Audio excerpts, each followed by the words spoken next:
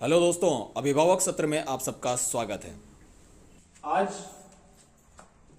CM public school खेमपिपरा में पधारे सभी सम्माननीय अभिभावकगण का स्वागत है। आज सीएम पब्लिक स्कूल खेमपिपरा के इस प्रांगण में हम सब मिल रहे हैं एक विशेष कार्यक्रम के तहत एक विशेष चर्चा करने के लिए। जैसा कि हम सब जानते हैं कि आज हम एक विशेष चर्चा जो करने वाले हैं वो विशेष चर्चा है अपने नौनिहालों के लिए, अपने बच्चों के लिए। एक बार फिर आप सभी अभिभावक बंधुओं का सादर नमन, कोटि कोटि नमन, आपका बहुत बहुत स्वागत है। प्रिय अभिभावक बंधुओं, शिक्षकगण एवं प्रिय दादी मां, आप सबके उपस्थिति में आज सीएम पब्लिक स्कूल का यह प्रांगण एक विशेष कदम उठाने जा रहा है। जैसा कि हम सब जानते हैं कि किसी भी परिवार का मुख्य आधार उसकी शिक्षा व्यवस्था होती है।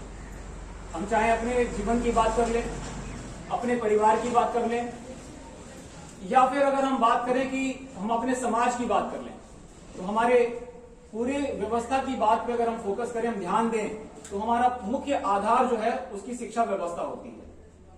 उस शिक्षा का असर हमारे बच्चों के जीवन पे ऐसा पड़ता है, हमारे जीवन पे ऐसा पड़ता है, जिससे कि हम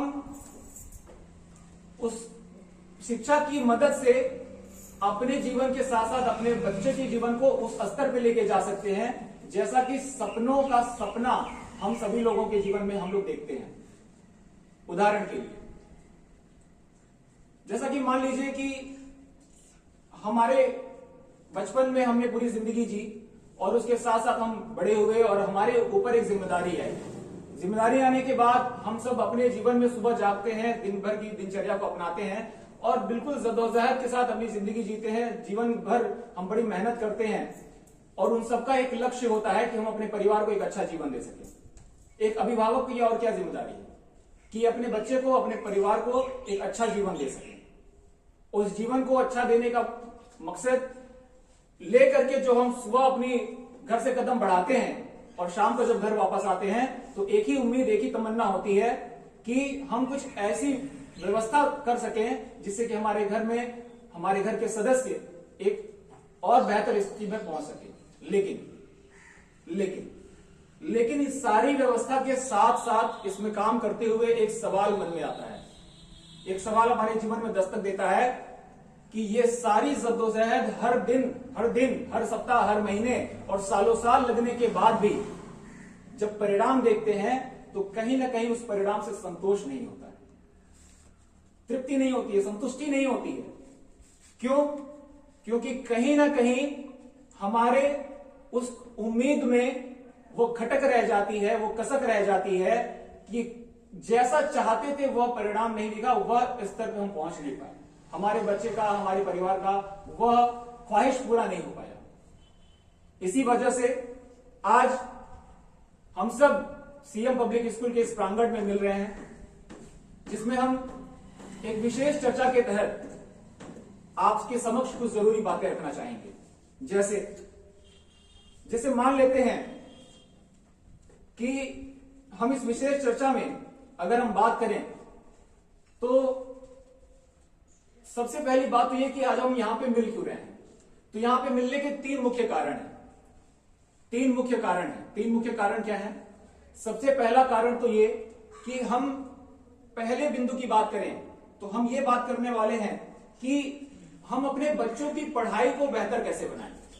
ये बहुत महत्वपूर्ण कारण है और इस पे हम चर्चा करने वाले हैं कि हम अपने बच्चों की शिक्षा दीक्षा को, पढ़ाई को मजबूत कैसे बनाएं, बेहतर कैसे बनाएं। ऐसा क्या करें जिससे कि जो पागलपन, जो दीवानापन, जो उत्साह उन्हें उस खेल के प्रति होता है या अन्य चीजों के प्रति होता है, वह उत्साह हमें उस विशेष पढ़ाई के लिए क्यों नहीं दिखता है। और उसका अगर नहीं दिखने का कारण पता चल जाएगा तो उसका समाधान क्या है यह भी जानना बहुत जरूरी है, इसलिए हम उस पर चर्चा करेंगे। दूसरा जो महत्वपूर्ण बिंदु है, जो दूसरा सबसे इंपॉर्टेंट जो पॉइंट है वो ये है कि हम दूसरी एक चर्चा करने वाले हैं कि अभिभावक सत्र के नाम से एक सत्र जिसका पूरा प्रोग्राम जो डिजाइन किया गया है, जिसको हमने कहा अभिभावक सत्र। अभिभावक सत्र ही क्यों, इसको हमने और कोई नाम क्यों नहीं दिया? तो अभिभावक सत्र ही नाम देने के पीछे कारण, एक बहुत जरूरी कारण, बहुत विशेष कारण है। वो ये है कि अभिभावक सत्र इसलिए क्योंकि हमारे समाज में अभिभावक यानी माता पिता या कोई भी गार्जियन, अभिभावक यानी माता पिता वो मुख्य आधार होते हैं, वह मुख्य जो चौराहा होते हैं एक तरह से, या मुख्य बिंदु होते हैं, सेंटर ऑफ पॉइंट होते हैं, जिनसे पूरा परिवार संचालित होता है। हमारा समाज के बारे में अगर हम देखें तो छोटे बच्चे होते हैं, माता पिता होते हैं और वृद्धजन होते हैं। मतलब ये 3 हिस्सों में बटा हुआ है, बच्चे, बड़े और बुजुर्ग। अब बच्चे, बड़े और बुजुर्ग के ऊपर अगर हम ध्यान दें तो बच्चे जो हैं वो अपने माता पिता से जुड़े हुए हैं, उनका संचालन माता पिता कर रहे हैं। जो बुजुर्ग हैं वो भी उस परिवार के उन बच्चों के माता पिता से यानी अपने बच्चों से जुड़े हुए हैं। तो अगर हम संचालन की बात करें तो जो उस घोड़े की जो लगाम है, उस घर के नाम के जो रथ की लगाम है, वो हमारे माता पिता के हाथ में होती है। और माता पिता के हाथ में अगर होती है और माता पिता के हाथ में उस बच्चे की परवरिश, उस बच्चे की जिंदगी है, तो साथ साथ वृद्धजनों की भी लाइफ है, उनके अपने जीवन है। लेकिन यहां पे एक बहुत महत्वपूर्ण पहलू आता है, बहुत महत्वपूर्ण बात आती है कि जब हम अपने उन अभिभावक लोगों की बात करते हैं तो हमारे समाज में जितने परिवार हैं, जितने घर हैं, और हर घर में जो माता पिता जीवन जी रहे हैं, अपने बच्चों को पालन पोषण कर रहे हैं, सवाल एक उठता है, मैं आप सबसे जानना चाहूंगा, एक सवाल उठता है मन में कि अगर बच्चे को हमें कुछ सिखाना होता है, बच्चे को सिखाने के लिए हम विद्यालय में भेजते हैं। सवाल है मन में कि बच्चे को कुछ सिखाना होता है तो बच्चे को सिखाने के लिए हम विद्यालय में भेजते हैं। बेटा जाओ ABCD सीख के आओ, क ख ग घ सीख के आओ, 1 2 3 4 सीख के आओ, उर्दू सीख के आओ, संस्कृत सीख के आओ, जो भी सीखना है सीख के आओ। सवाल उठता है कि बच्चे को तो हमने भेज दिया, लेकिन जब बच्चे की परवरिश की बात आती है तो हमारे समाज में जितने घर और उस घर में जो माता पिता हैं, तो जिसकी जैसी मानसिकता वैसी उस बच्चे की परवरिश। क्या मैं सही बोल रहा हूं? क्या मेरी बात सही है? सवाल उठता है कि मान लीजिए, एक उदाहरण के लिए, हमारे समाज में छोटे बच्चे, बड़े बच्चे, युवा सभी लोग हैं। सपोज ये मान लीजिए कि एक युवा और एक युवती का विवाह होता है, निकाह होता है, वो अपने जीवन की शुरुआत करते हैं। उसके पहले तक, उस विवाह तक उनकी शिक्षा दीक्षा की व्यवस्था विद्यालय की रही, घर वालों की रही। लेकिन जब उनका विवाह हुआ या निकाह हुआ, उसके बाद उनको अपने घर की जिम्मेदारी मिल गई, अब उनको घर चलाना है। सवाल यह है कि क्या उनको घर चलाने की कोई ट्रेनिंग मिली? कहीं से कोई उनको ऐसा कोई क्लास ज्वाइन करने का मौका मिला जहां पे कि आप अपने घर को व्यवस्थित कैसे चला सके? आमदनी आप कितना कमाए तो उसको खर्च करने का तरीका क्या है? अगर आप अपने बच्चे को परवरिश करेंगे तो बच्चे की परवरिश करने का सही ढंग क्या है? ऐसा क्या करें कि उसकी बुद्धि में तीव्रता आए, उसकी बुद्धि महीन बने, उसकी बुद्धि में याददाश्त शक्ति बहुत ज्यादा बढ़ जाए? इन सारी बातों का कहीं चर्चा होता है क्या समाज में? नहीं होता है, कोई चर्चा नहीं होता। फिर क्या होता है? तो होता यह है कि जिसकी जैसी विचारधारा उसके बच्चे की, उनके बच्चे की वैसी परवरिश। जिसकी क्षमता जिस लेवल तक सोचने की है, उनको उस लेवल की बच्चे की जानकारी हो जाती है।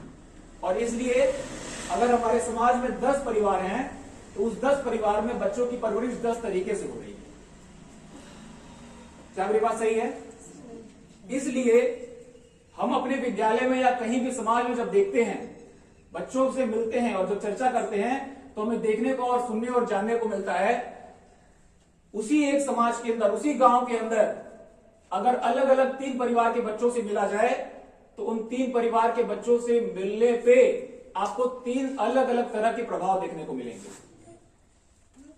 और जब वो 3 अलग अलग तरह के प्रभाव देखने को मिलेंगे तो उन 3 अलग अलग तरह के प्रभाव का असर ये दिखता है कि एक बच्चे की बारे में जब बातचीत होती है तो वो बच्चे की पढ़ाई लिखाई, शिक्षा दीक्षा का जवाब देने का तरीका, बात करने का अंदाज, खड़े होने का तरीका, बैठने का, चलने का स्टाइल, वो सारी चीजें वो उनके परिवार के परिवेश से मेल खाती हैं।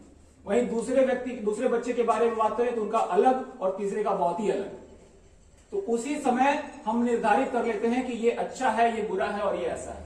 लेकिन सवाल वहां पे छुपा हुआ है कि वो बच्चे ऐसे बने क्यों? क्योंकि हमें कहीं ना कहीं अलग अलग परिस्थितियों में अलग अलग तरीके का हमें शिक्षा दीक्षा में देने उनको मिला है। इसीलिए हमने यह कार्यक्रम, ये विशेष रूप से जो मुख्य कार्यक्रम हमारा है वो बच्चों की शिक्षा दीक्षा तो है ही, उसमें मुख्य रूप से विशेष कार्यक्रम यह है कि अभिभावक सत्र में हम आज आपके समक्ष चर्चा करना चाहेंगे।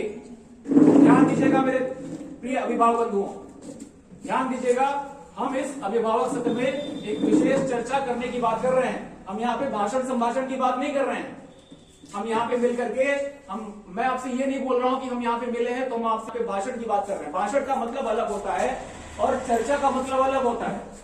मतलब भाषण का मतलब यह हुआ कि वहां सामने से उठकर कोई व्यक्ति यहाँ पे स्टेज पे आए, मंच पे आए और एक जबरदस्त जोरदार जोशीला भाषण दे और वापस जाके बैठ जाए। वो एक तरफा होता है, वो एक व्यक्ति बोलता है और बाकी लोग सुनते हैं। इसी वजह से इस कार्यक्रम को हमने भाषण संभाषण बोला ही नहीं, हमने चर्चा की बात करी। और चर्चा एक पक्षीय नहीं हो सकती, चर्चा हमेशा द्विपक्षीय होती है। एक पक्ष बोलता है तो दूसरा सुनता है, फिर उसकी बात के अनुसार सामने वाला पक्ष बोलता है तो पहला सुनता है। चर्चा एक दूसरे से बात करके दोनों पक्षों के द्वारा होती है। इसीलिए हम यहां मिल रहे हैं भाषण संभाषण के लिए या कोई भाषण सुनने के लिए नहीं, हम यहां चर्चा करने के लिए मिल रहे हैं, जिससे हम एक समाधान पे पहुंच सकें कि आखिर हमारे बच्चों की जिंदगी है किसके हाथ में, हम अपने बच्चों को किस दिशा में आगे लेके जाना चाहते हैं और कैसे लेके आगे जाना चाहते हैं। क्या हमारे पास इसका कोई प्रारूप है, कोई तरीका है कि हम आगे, क्या हमारे पास की प्लानिंग है? तो इस पे हम चर्चा करने वाले हैं। इसके साथ साथ जो तीसरा मुख्य बिंदु है वो है हमारी पारिवारिक अर्थव्यवस्था। हमारी पारिवारिक अर्थव्यवस्था, परिवार की आर्थिक स्थिति, जो सीधे तौर पर या प्रत्यक्ष कह लीजिए या अप्रत्यक्ष रूप से कह लीजिए, हमारे परिवार की आर्थिक स्थिति हमारे बच्चों की शिक्षा दीक्षा से जुड़ी हुई है। हमारे परिवार में हमारे बच्चों की शिक्षा कैसी होगी वो हमारे अर्थव्यवस्था से सीधे तौर पर जुड़ा हुआ है। तो हम आज पारिवारिक आर्थिक स्थिति के अंतर्गत हम अपनी शिक्षा दीक्षा पे भी बात करेंगे, उसके साथ साथ परिवार की अर्थव्यवस्था पे भी बात करने वाले हैं। तो हमारे मुख्य 3 बिंदु क्या हो गए? बच्चों की पढ़ाई को दोस्त कैसे बनाना, पहला बिंदु है। दूसरा बिंदु कि अपनी अभिभावक सत्र के अंदर हम अपने बच्चों की परवरिश बेहतर से बेहतर कैसे कर सकें। उसमें हमारे जो वो बच्चे भी हैं जो अभी नवजात हैं, हमारे वो बच्चे भी हैं जो अभी 2 महीने के हैं, 1 महीने के हैं, 1.5 महीने के हैं, उनकी बात भी कर रहे हैं। हम उनको छोड़ नहीं रहे हैं, हम उनको साथ में लेके आए हैं और हम उनकी भी बात कर रहे हैं जो उनसे छोटे हैं, उनसे बड़े हैं और जो 1 साल, 2 साल, 3 साल के हैं, 4 साल के हैं, 5 साल के हैं, जो नर्सरी में LKG, UKG 1, 2, 3, 4, 5 में पढ़ाई करते हैं। साथ ही साथ 5वीं के ऊपर के 6, 7, 8, 9, 10, 12 तक के बच्चों की बात हम करने वाले हैं। क्यों? इसके पीछे कारण क्या है? कारण यह है कि आप में से सभी अभिभावक बंधुओं के घर में कुछ बच्चे 2 साल के या 2 महीने के होंगे, किसी के अंदर में कोई 10वीं में पढ़ रहा होगा, कोई 12वीं में पढ़ रहा होगा। लेकिन समझने वाली और सोचने वाली बात यह है, हो सकता है कि आपके बगल में बैठे हुए अभिभावक बंधु की बेटी 12वीं की पढ़ाई कर रही है, लेकिन क्या मजेदार बात यह नहीं है कि आज आपका बच्चा 6 क्लास में है तो आज से 6 साल बाद 12वीं में होगा, 6 साल बाद 12वीं में होगा। तो कहीं ना कहीं हम क्या ये बातचीत आज नहीं कर सकते हैं क्या कि 12वीं में अगर वो होने वाली है मेरी बेटी 6 साल बाद या 4 साल बाद मेरा बेटा 12वीं में होगा, तो उसकी उस समय की तैयारी हम आज से कैसे बेहतर कर सकते हैं? हम ऐसा क्या करें जिससे कि वो जब 9th क्लास में पहुंचे और वो 3rd क्लास में पढ़ रही है तो उसका स्तर बहुत ही अलग स्तर का हो जाए। ऐसी बहुत सारी बातें हम करने वाले हैं। इसलिए आज जो ये मुख्य सारी बातें हमने आपके समक्ष रखी हैं, बच्चों की पढ़ाई, अभिभावक सत्र और साथ ही साथ जो अपनी अर्थव्यवस्था की बात, इस दौरान हम इसकी शुरुआत करने जा रहे हैं। आपके समक्ष हमने इस पूरी कार्यक्रम का प्रारूप रखा है और इसके साथ साथ आपको सूचित करना चाहेंगे, कहना चाहेंगे, बताना चाहेंगे कि इस पूरी व्यवस्था को इस तरह से डिजाइन किया गया है, इस तरह से इसको तैयार किया गया है कि आपके मन में जो भी सवाल आएंगे, आपके लगभग सवालों का जवाब हम दे सकें अपनी चर्चा के माध्यम से। लेकिन फिर भी अगर आपके मन में कोई सवाल है और आपके मन में कोई सवाल आ गया, नया कोई सवाल आता है, तो आपको उसके लिए व्यवस्थित समय दिया जाएगा और आप उसको भी पूछ सकते हैं, आप उसके बारे में भी जानकारी ले सकते हैं। आप अपने बच्चों के बारे में, अपने घर परिवार के बारे में जो भी आप लगता है कि ये पूछना चाहिए, आपको जानना चाहिए, तो आप अपने बारे में जानकारी ले सकते हैं। साथ ही साथ कोई सलाह देना चाहे तो अवश्य दें, वो हम सभी के लिए बहुत ही कारगर होगा। तो आइए इस कार्यक्रम का शुभारंभ करते हुए आगे बढ़ते हैं और इस कार्यक्रम की शुरुआत करके हम सबसे पहले अपने, जैसा कि हम सबका एक नियम है, हम सबका एक विश्वास है कि हम किसी भी काम का शुरुआत करते हैं तो एक ऊपर वाले को याद करते हुए करते हैं और इसी के साथ साथ इस कार्यक्रम के शुभारंभ करते हुए हम यहां पे देवी मां से प्रार्थना करेंगे और देवी मां से प्रार्थना करते हुए हम ऊपर वाले से प्रार्थना करते हुए हम इस कार्यक्रम में उनसे दुआ मांगेंगे, उनसे आशीर्वाद मांगेंगे कि हे देवी मां, हमें वह सद्बुद्धि दें, वह सद्ज्ञान दें, वह सद्विचार दें, जिससे हम अपने बच्चों को, अपने नौनिहालों को और अपने परिवार को एक उचित और एक बेहतर दिशा में, बेहतर स्थिति में पहुंचाने की क्षमता प्राप्त कर सकें। इसी के साथ साथ हम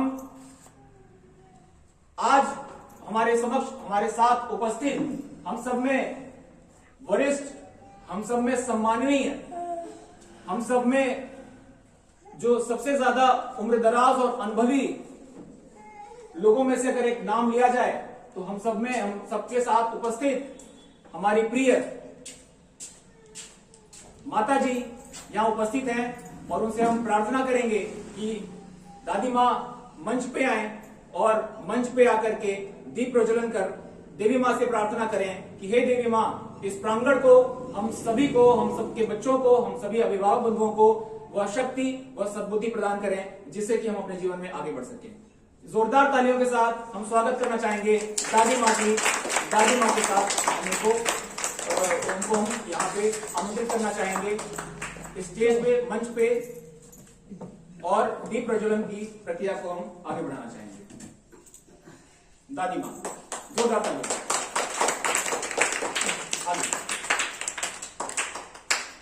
आइए साथ में, आइए।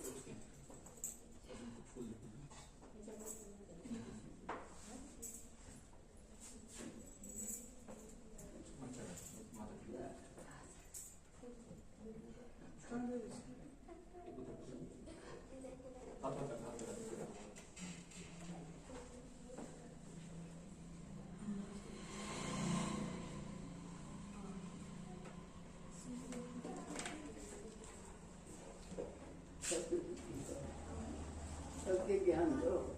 इसको लगाइए।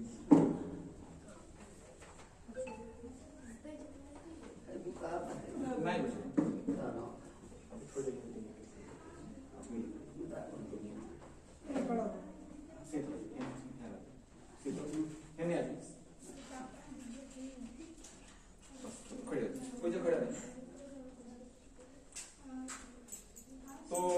इसी के साथ जैसा कि हमने देवी माँ से, दादी माँ ने प्रार्थना किया, हम सबने प्रार्थना किया कि हे देवी माँ, हमें सद्बुद्धि दें, हमें सद्ज्ञान दें, हमें एक सन्मार्ग पे ले जाने की कृपा करें और हमें हमारे परिवार को आगे बढ़ाएं। इसी के साथ साथ हम इस कार्यक्रम को आगे बढ़ाते हुए हम आप सबसे प्रार्थना करेंगे कि अपने ऊपर वाले को याद तो हमने किया, उनसे तो आशीर्वाद मांगा, साथ ही साथ हम अपने राष्ट्र माता भारत माता की भी आराधना करेंगे और इस राष्ट्र माता से भी प्रार्थना करेंगे कि हमें वह वर्चस्व दें, वह तेजस्विता दें, जिससे कि हमारे बच्चे आने वाले वक्त में इस प्रांगण से, इस खेम-पिपरा के इस प्रांगण से, सीएम पब्लिक स्कूल के इस प्रांगण से वह उजाला लेके आगे बढ़ सकें, वह रोशनी लेके आगे बढ़ सकें, जो पूरे विश्व को प्रकाशमान बना सके, पूरे विश्व में वो अपना परचम लहराएं। और इस पूरे विश्व के साथ साथ जैसा कि आज भारत अंतरिक्ष में भी कदम रख रहा है और अंतरिक्ष तक की यात्रा वो सफर करके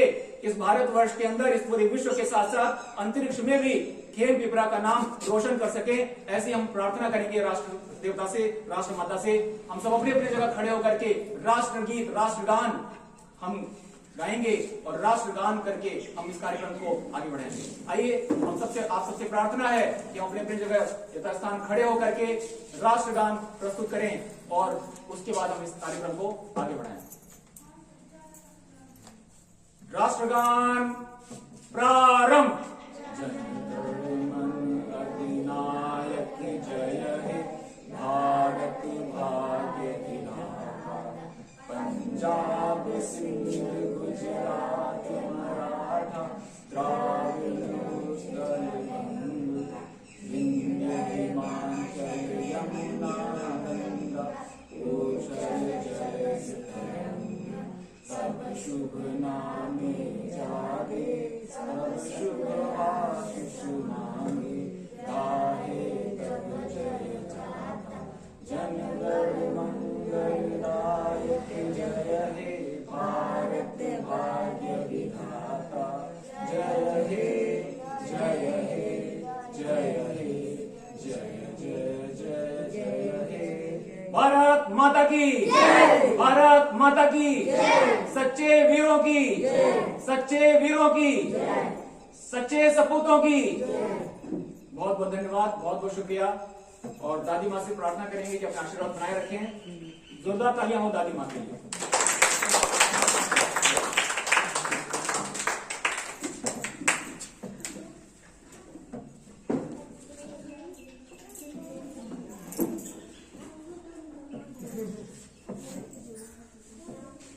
इसी के साथ आप सभी अभिभावक बंधुओं से आग्रह है कि आप अपना स्थान ग्रहण करें और आइए इस कार्यक्रम की रूपरेखा को आगे बढ़ाएं और अगले कदम पे, इस कार्यक्रम की रूपरेखा पे, आगे की बातों पे हम शुरुआत करते हुए हम इस व्यवस्था को एक नई दिशा में लेके चलें। माननीय अभिभावक बंधुओं, जैसा कि आप जानते हैं कि इस कार्यक्रम के मुख्यतः 3 आधार आपके समक्ष रखे गए हैं, आपके सामने प्रस्तुत किए गए हैं। पहला, बच्चों की शिक्षा दीक्षा। दूसरा, कि अभिभावक सत्र के माध्यम से बच्चों की बेहतर स्थिति में लेके आना। और तीसरा, पारिवारिक अर्थव्यवस्था। अगर हम सबसे पहले अपना चर्चा करें, हम सबसे पहले चर्चा करेंगे बच्चों की शिक्षा दीक्षा के बारे में। बच्चों की शिक्षा दीक्षा के बारे में जो चर्चा हम आपसे करना चाहते हैं, उसमें कुछ विशेष बातें आपके समक्ष हम रखना चाहेंगे। जैसे सबसे पहली बात तो यह कि बच्चों को शिक्षा दीक्षा का मतलब यह हुआ कि बच्चों को पढ़ाई से जोड़ना।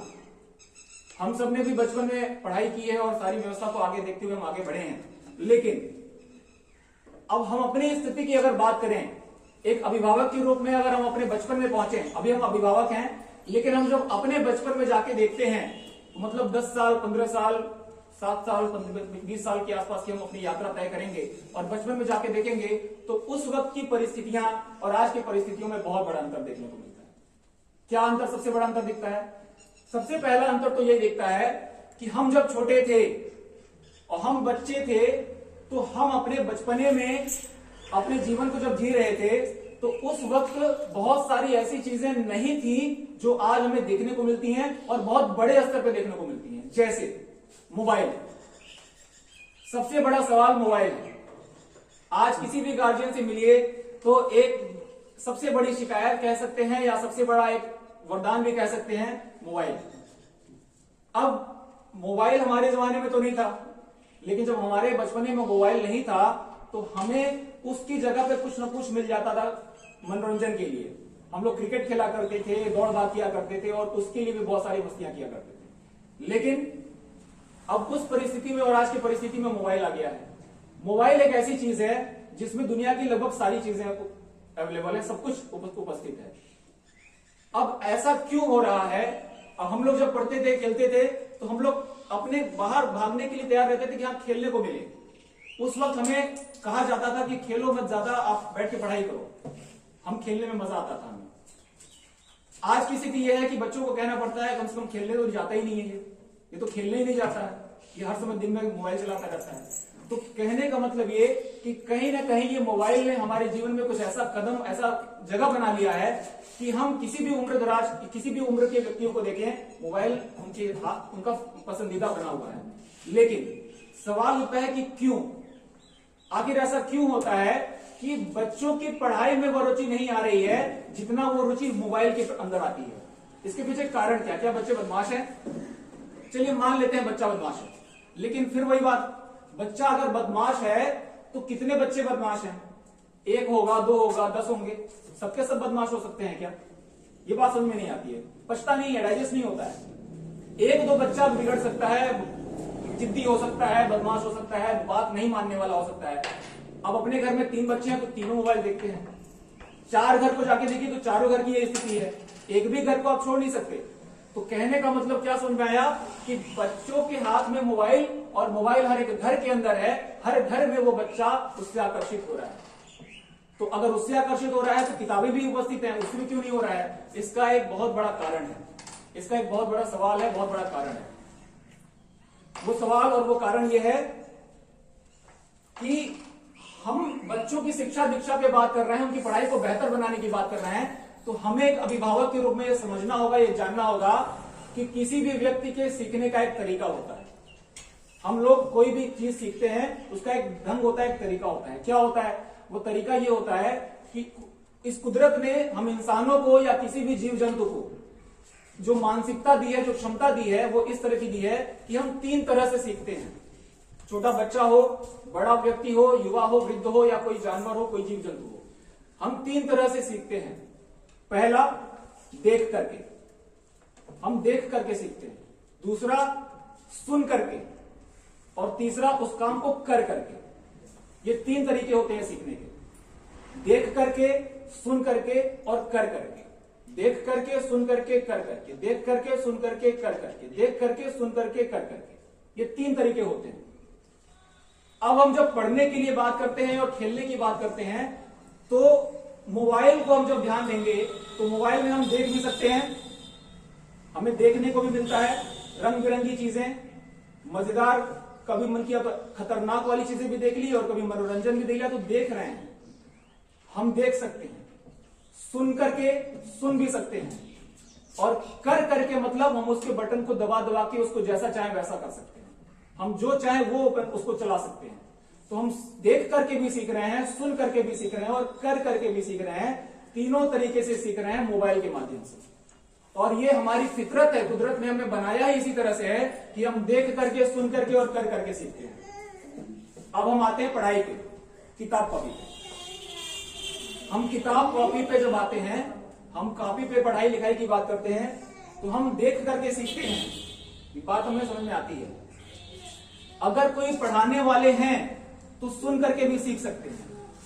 अगर क्लास के अंदर टीचर हैं तो टीचर की बात सुन सकते हैं, घर में है तो मम्मी पापा की बात सुन सकते हैं, दीदी भैया की बात सुन सकते हैं। कर करके सीखने की बात अगर आती है तो हम कर करके कैसे सीखते हैं? अच्छा, 2 + 2 = 4, 2 + 2 + 4, तो हमने कॉपी पे कर करके सीखा, 2 × 2 = 4, ये भी हमने करके सीखा, तो उसको कर करके सीखा। लेकिन उसमें अगर हमने उसको कर करके सीखा तो सवाल ये उठता है कि जैसे हम मोबाइल में, ध्यान दीजिएगा प्रिय अभिभावक बंधु, जिस तरह से हम मोबाइल में अगर कोई चीज देख रहे हैं तो उसमें हम अपने मनपसंद का रंग बिरंगा चीज देख सकते हैं कि नहीं? देख सकते हैं। किताब में क्या हमारे पास संभावना है? क्या जो दे दिया गया वो देखना है। किताब में हम वो एक किताब हर दिन हमें देखने को मिलता है और उसको हमें देखना होता है और उस तरह से बच्चे को सीखना होता है। और यही कारण है कि छोटे बच्चों की किताबें रंग बिरंगी होती है। अब सवाल ये उठता है कि क्या हम किताबों को हम चलता फिरता बना सकते हैं? तो नहीं बना सकते। तो अब ये हम कैसे करें? चलता फिरता किताब कैसे बना सकते हैं? हम उसमें क्या करें कि वो वीडियो जैसे चलने लगे? ये संभव नहीं है। तो हो गया पहला देखने वाला, रंग बिरंगी चीजें देख के हम सीखेंगे तो हम ज्यादा बच्चा सीखेगा, किताब में संभव नहीं है। दूसरा, सुन करके, किताबें बोल नहीं सकती। अगर क्लास में बच्चा है तो टीचर पढ़ा रहे हैं, वो टीचर की बातों को बदल नहीं सकते। उस बच्चे का मन नहीं है तो मोबाइल में रहेगा तो वीडियो बदल देगा, दूसरी वीडियो चलने लगेगी, जिसकी आवाज अच्छी लगेगी उनकी सुनेगा, आंटी की आवाज अच्छी नहीं लगी तो अंकल की आवाज अच्छी लगने लगेगी, वीडियो चला लेगा, सुन लेगा। क्लास में जो टीचर है उन्हीं से सीखना है, एक के बाद दो, दूसरे के बाद तीसरा, और सबकी क्लास बधी हुई है। ये एक व्यवस्था है हमारी व्यवस्था की। तीसरा, कर करके, वीडियो है, मोबाइल है, मन किया तो चलाया, देखा, खेला और उसके बाद से आगे बढ़ गए। क्लास में जो कहा जाएगा वो करना है, या जितना होमवर्क मिला है, जितना क्लासवर्क मिला है वो करना है। इसमें भी देखना, सुनना और करना है, मोबाइल में भी देखना, सुनना और करना है, लेकिन दोनों में स्वतंत्रता का अंतर है। स्वतंत्रता नहीं है एक जगह पे और दूसरी जगह स्वतंत्रता है। हम बेहतर कहां सीख सकते हैं, कब सीख सकते हैं? जब स्वतंत्रता होगी तब, या स्वतंत्रता नहीं होगी तब? जब हम खुले मन से सीखेंगे तब, या बंद करके डर के बंधे हुए रहेंगे तब? कब हम ज्यादा बेहतर सीख सकते हैं? कोई बता सकता है? कोई भी? हम लोग अगर बंधे से खेल पढ़ें उसमें और खुले मन से सीखें उसमें, किसमें ज्यादा हम अच्छे से सीख सकते हैं? खुले मन से। सर के लिए जोरदार ताली होनी चाहिए, जोरदार ताली चाहिए। खुले मन से हम सीखेंगे तो हम ज्यादा आजादी के साथ, ज्यादा खुशी मन से हम सीख सकते हैं। लेकिन खुले मन से हमारी पढ़ाई की व्यवस्था आजकल होती है क्या? नहीं होती। इसीलिए हमने सीएम पब्लिक स्कूल खेमपिपरा महाराजगंज के अंदर एक नई शुरुआत की है। क्या शुरुआत की है? हमने तय किया है, हमने निर्धारित किया है कि सीएम पब्लिक स्कूल खेमपिपरा के इस प्रांगण में हम शिक्षा व्यवस्था की एक नई शुरुआत करने जा रहे हैं। और वो नई शुरुआत जो कि कहा जाए तो पहले से चलती तो आ रही है, लेकिन वो हर जगह देखने को नहीं मिलती है, वो कहीं कहीं देखने को मिलती है। तो इस प्रांगण में हम एक नई शुरुआत जो करने जा रहे हैं, और उस शुरुआत को हम कहेंगे पढ़ाई भी और खेल भी। इस शुरुआत का नाम है पढ़ाई भी और खेल भी। अब हम इस प्रांगण में बच्चों को इस तरह से कुछ सीखने और सिखाने की बात करने की शुरुआत कर चुके हैं। ऐसा नहीं है कि भविष्य में करने वाले हैं, पहले ऑलरेडी ये हो चुका है, ये प्रारंभ हो चुका है और ऐसी क्लासेस चलना शुरू हो चुकी है और कई बच्चे पढ़ चुके हैं, पढ़ रहे हैं। और इसके माध्यम से हमने ये तय किया कि खेल के साथ साथ हम पढ़ाई को हम जोड़ेंगे और बच्चों को हम इस अंदाज से, इस तरह से खेल खेल के सिखाने की शुरुआत कर चुके हैं, जिसमें बच्चा आपका जब आ रहा है और वो आकर के यहां सीख रहा है तो कोई भी विषय हो सीखने के लिए उनको खेल के माध्यम से कैसे सिखाया जा सकता है। यह है पहली शुरुआत सीएम पब्लिक स्कूल खेमपिपरा के माध्यम से। इसके साथ साथ अब वो बच्चे को जब खेल खेल के हम सिखाने की बात करते हैं तो वो किस तरह से सिखाया जाएगा, किस तरह से सिखाया जाएगा, तो इसका एक तरीका है। वो तरीका आपके समक्ष प्रस्तुत करना चाहूंगा, आपको दिखाना चाहूंगा। वो ये है कि अगर हम अपने अलग अलग बच्चों की बात करें उम्र के हिसाब से, तो छोटे बच्चे, किसी भी बच्चे की शुरुआत होती है नर्सरी या एलकेजी की क्लास से। तो जब हमारे बच्चे एलकेजी में हैं, यूकेजी में हैं, तो उनकी पढ़ाई लिखाई का तरीका कुछ अलग है। उनको हम वैसे नहीं सिखा सकते जैसे बड़े बच्चों को सिखाते हैं, तो उनको सिखाने का तरीका हमारा अलग है। उनके लिए अलग तरह के खेल बनाए गए हैं। हम अगर पहली और दूसरी क्लास की बात करें तो उन पहली दूसरी कक्षा के विद्यार्थियों के लिए अलग तरह का खेल बनाया गया है उनके मानसिक स्तर के हिसाब से। और तीसरे थर्ड क्लास की बात करें तो थर्ड क्लास के लिए अलग व्यवस्था है खेल की, और फोर्थ और फिफ्थ क्लास की बात करें तो इनकी व्यवस्था ही पूरी अलग है। जिसकी जैसी उम्र या क्लास, उसके लिए वैसा खेल, उसकी वैसी व्यवस्था। और इसमें हमारे विद्यालय के समस्त शिक्षकगण हमारा साथ, हम सब एक दूसरे का साथ दे रहे हैं और हमारे विद्यालय व्यवस्था के सभी लोग मिलजुल कर इसके साथ लगे हुए हैं और बड़ी तल्लीनता से, बहुत ही एक पूरे समर्पण से इस काम को करने में जुटे हुए हैं। क्यों? क्योंकि हम चाहते हैं कि बच्चों की शिक्षा बच्चों की दोस्त बन जाए। हम नहीं चाहते कि सुबह सुबह बच्चा जब सुबह जागे सोमवार के दिन, मंगलवार के दिन, बुधवार के दिन, तो स्कूल के समय वो नखरे बना के सोने की कोशिश करे, क्योंकि ये हम नहीं चाहते कि बच्चा स्कूल से डरे, पढ़ाई से डरे। हम चाहते हैं वो सुबह नखरे बनाकर सोने की जगह वो उठकर अपने मम्मी पापा को जगाए, मम्मी मम्मी उठिए, नाश्ता बनाइए, स्कूल के लिए लेट ना हो जाए, हमें समय पे स्कूल पहुंचना है। हम ये चाहते हैं, हम ये चाहते हैं कि वो बच्चा उत्साह पूर्वक इतना उत्साहित हो कि सुबह जब नाश्ता बनाने में 2 पराठे बनने वाले थे, एक ही पराठा बन पाया समय से, एक पराठा खा के भागना चालू कि मुझे स्कूल समय पे पहुंचना है, नहीं तो मेरा खेल छूट जाएगा। हम ये चाहते हैं, हम ये चाहते हैं कि बच्चा जब आपका विद्यालय की तरफ कदम रखे तो उसको जब छुट्टी हो रही हो तो उसको लगे कि अब 15 दिन की छुट्टी होने वाली है। क्यों कर रहे हैं सर छुट्टी? मत कीजिए छुट्टी, हमें छुट्टी की जरूरत नहीं, हम तो स्कूल आना चाहते हैं। हम चाहते हैं कि विद्यालय में जब सुबह बच्चा आपका आए पढ़ने के लिए और जब 2:30 बजे घर वापस जाए, तो 2:30 बजे घर जाने के बाद उस बच्चे को घर पे जाने के बाद थोड़ा खेलने का मौका मिल जाए, खाने पीने का मौका मिल जाए, और उसके साथ साथ जब वो एक वक्त मिल जाए, उसको समय मिल जाए, तो उस वक्त वो अपनी इच्छा से बिना कहे वो 15 मिनट की जगह 1 घंटे बैठे, 1 घंटे की जगह 1.5 घंटे बैठे, वो सोच के बैठेगा कि 1 घंटे पढ़ना है, कब 2 घंटे बीत गए उसको पता न चले, पढ़ाई में इतना उसको मजा आने लगे। हम ऐसी मानसिकता, ऐसी विचारधारा और यह उत्साह उन बच्चों में डालना चाहते हैं, भरना चाहते हैं। इस तरह की शुरुआत हम सीएम पब्लिक खेल के अंदर करने जा रहे हैं और कर चुके हैं।